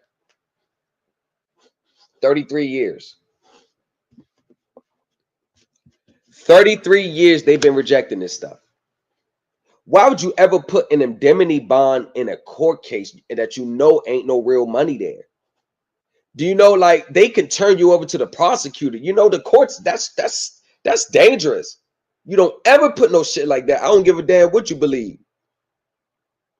But guess what? People that reached out to me, when I say, yo, let me see your court case, your filings, guess what, y'all? It all looked the same. The same shit from this case, it all looked the same. It all looked the same, y'all. They all had the same hallmarks. They all had the same hallmarks, y'all. It was all the same hallmarks. All the same hallmarks. And the first paragraph, because you want to know the quickest way to tell? They never just say, hi, I'm John or Marie Smith bringing this claim pro se. They never just say the name. It's always comes this motion by John Marie Smith, abdications to the land, impropria persona, but then secured from the land, for the God, right? God was expressing blood, sovereign citizen man. And they, like, you go into a diatribe of who you are. That's the first indicator. That's the first indicator. That is the first indicator. That's the first indicator right there. As soon as I say, oh, there we go. And not to prejudice or talk bad about those people, but I'm just gonna be, as soon as I seen Bay at the name, I already knew it was gonna be a show. And it's sad because I know real people from the Moorish Science Temple. I know them. They can't stand these people. The real ones who I know, they pay their bills, they pay their taxes, they keep this totally separate from their beliefs. They don't ever like mix it. They can't stand these people because people like that has given them a bad name. And in the email, only the real ones who are with the Moorish Science Temple, they always congratulate me for saying what I'm saying. They always congratulate me. But it's only the ones who want to manipulate and being disingenuous, they always have an issue with it. Just like with Ade Bay, he knew exactly what he was doing. He knew exactly what he was doing.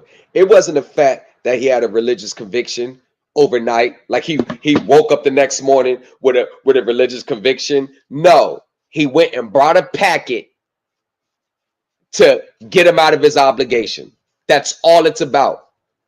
I don't care about I understand my rights and I don't know my rights and I discovered my rights and I didn't find out what was going on till now. No. You're looking to get out of your obligation. And you found what you thought was a way out of it. That's all it is. That's all it is. Now, if you had sufficient funds or manage your money better to pay your bills and don't be in this situation, do you think those people would have woken up? Do you think if they owed $20,000 on their mortgage and they ran across 100,000, do you think they would have kept the 100,000 and still put that claim in, or do you think they would have gave him 20,000? What you think they would have did?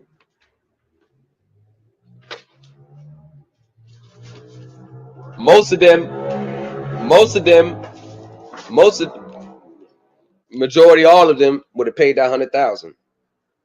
They ain't got to buy food over here.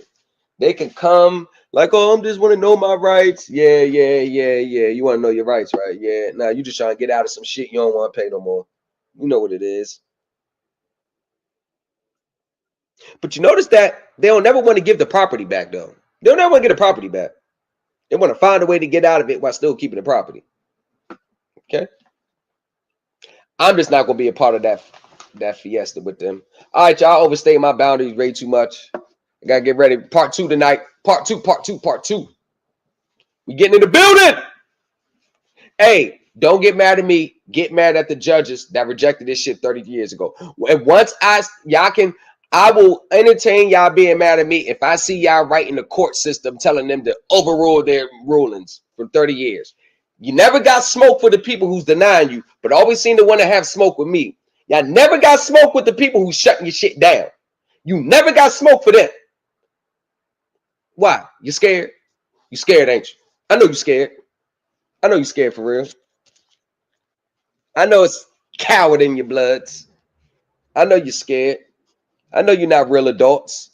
I know you don't want to handle your obligations as an adult. We know you cowards. We see you. You see you coming a mile away. We know y'all don't want to do it. But guess what? The new culture, y'all ain't got nothing coming. Y'all ain't got nothing coming. We are light years ahead of y'all. Light years. Y'all ain't got nothing coming. Salute, y'all. Catch y'all later.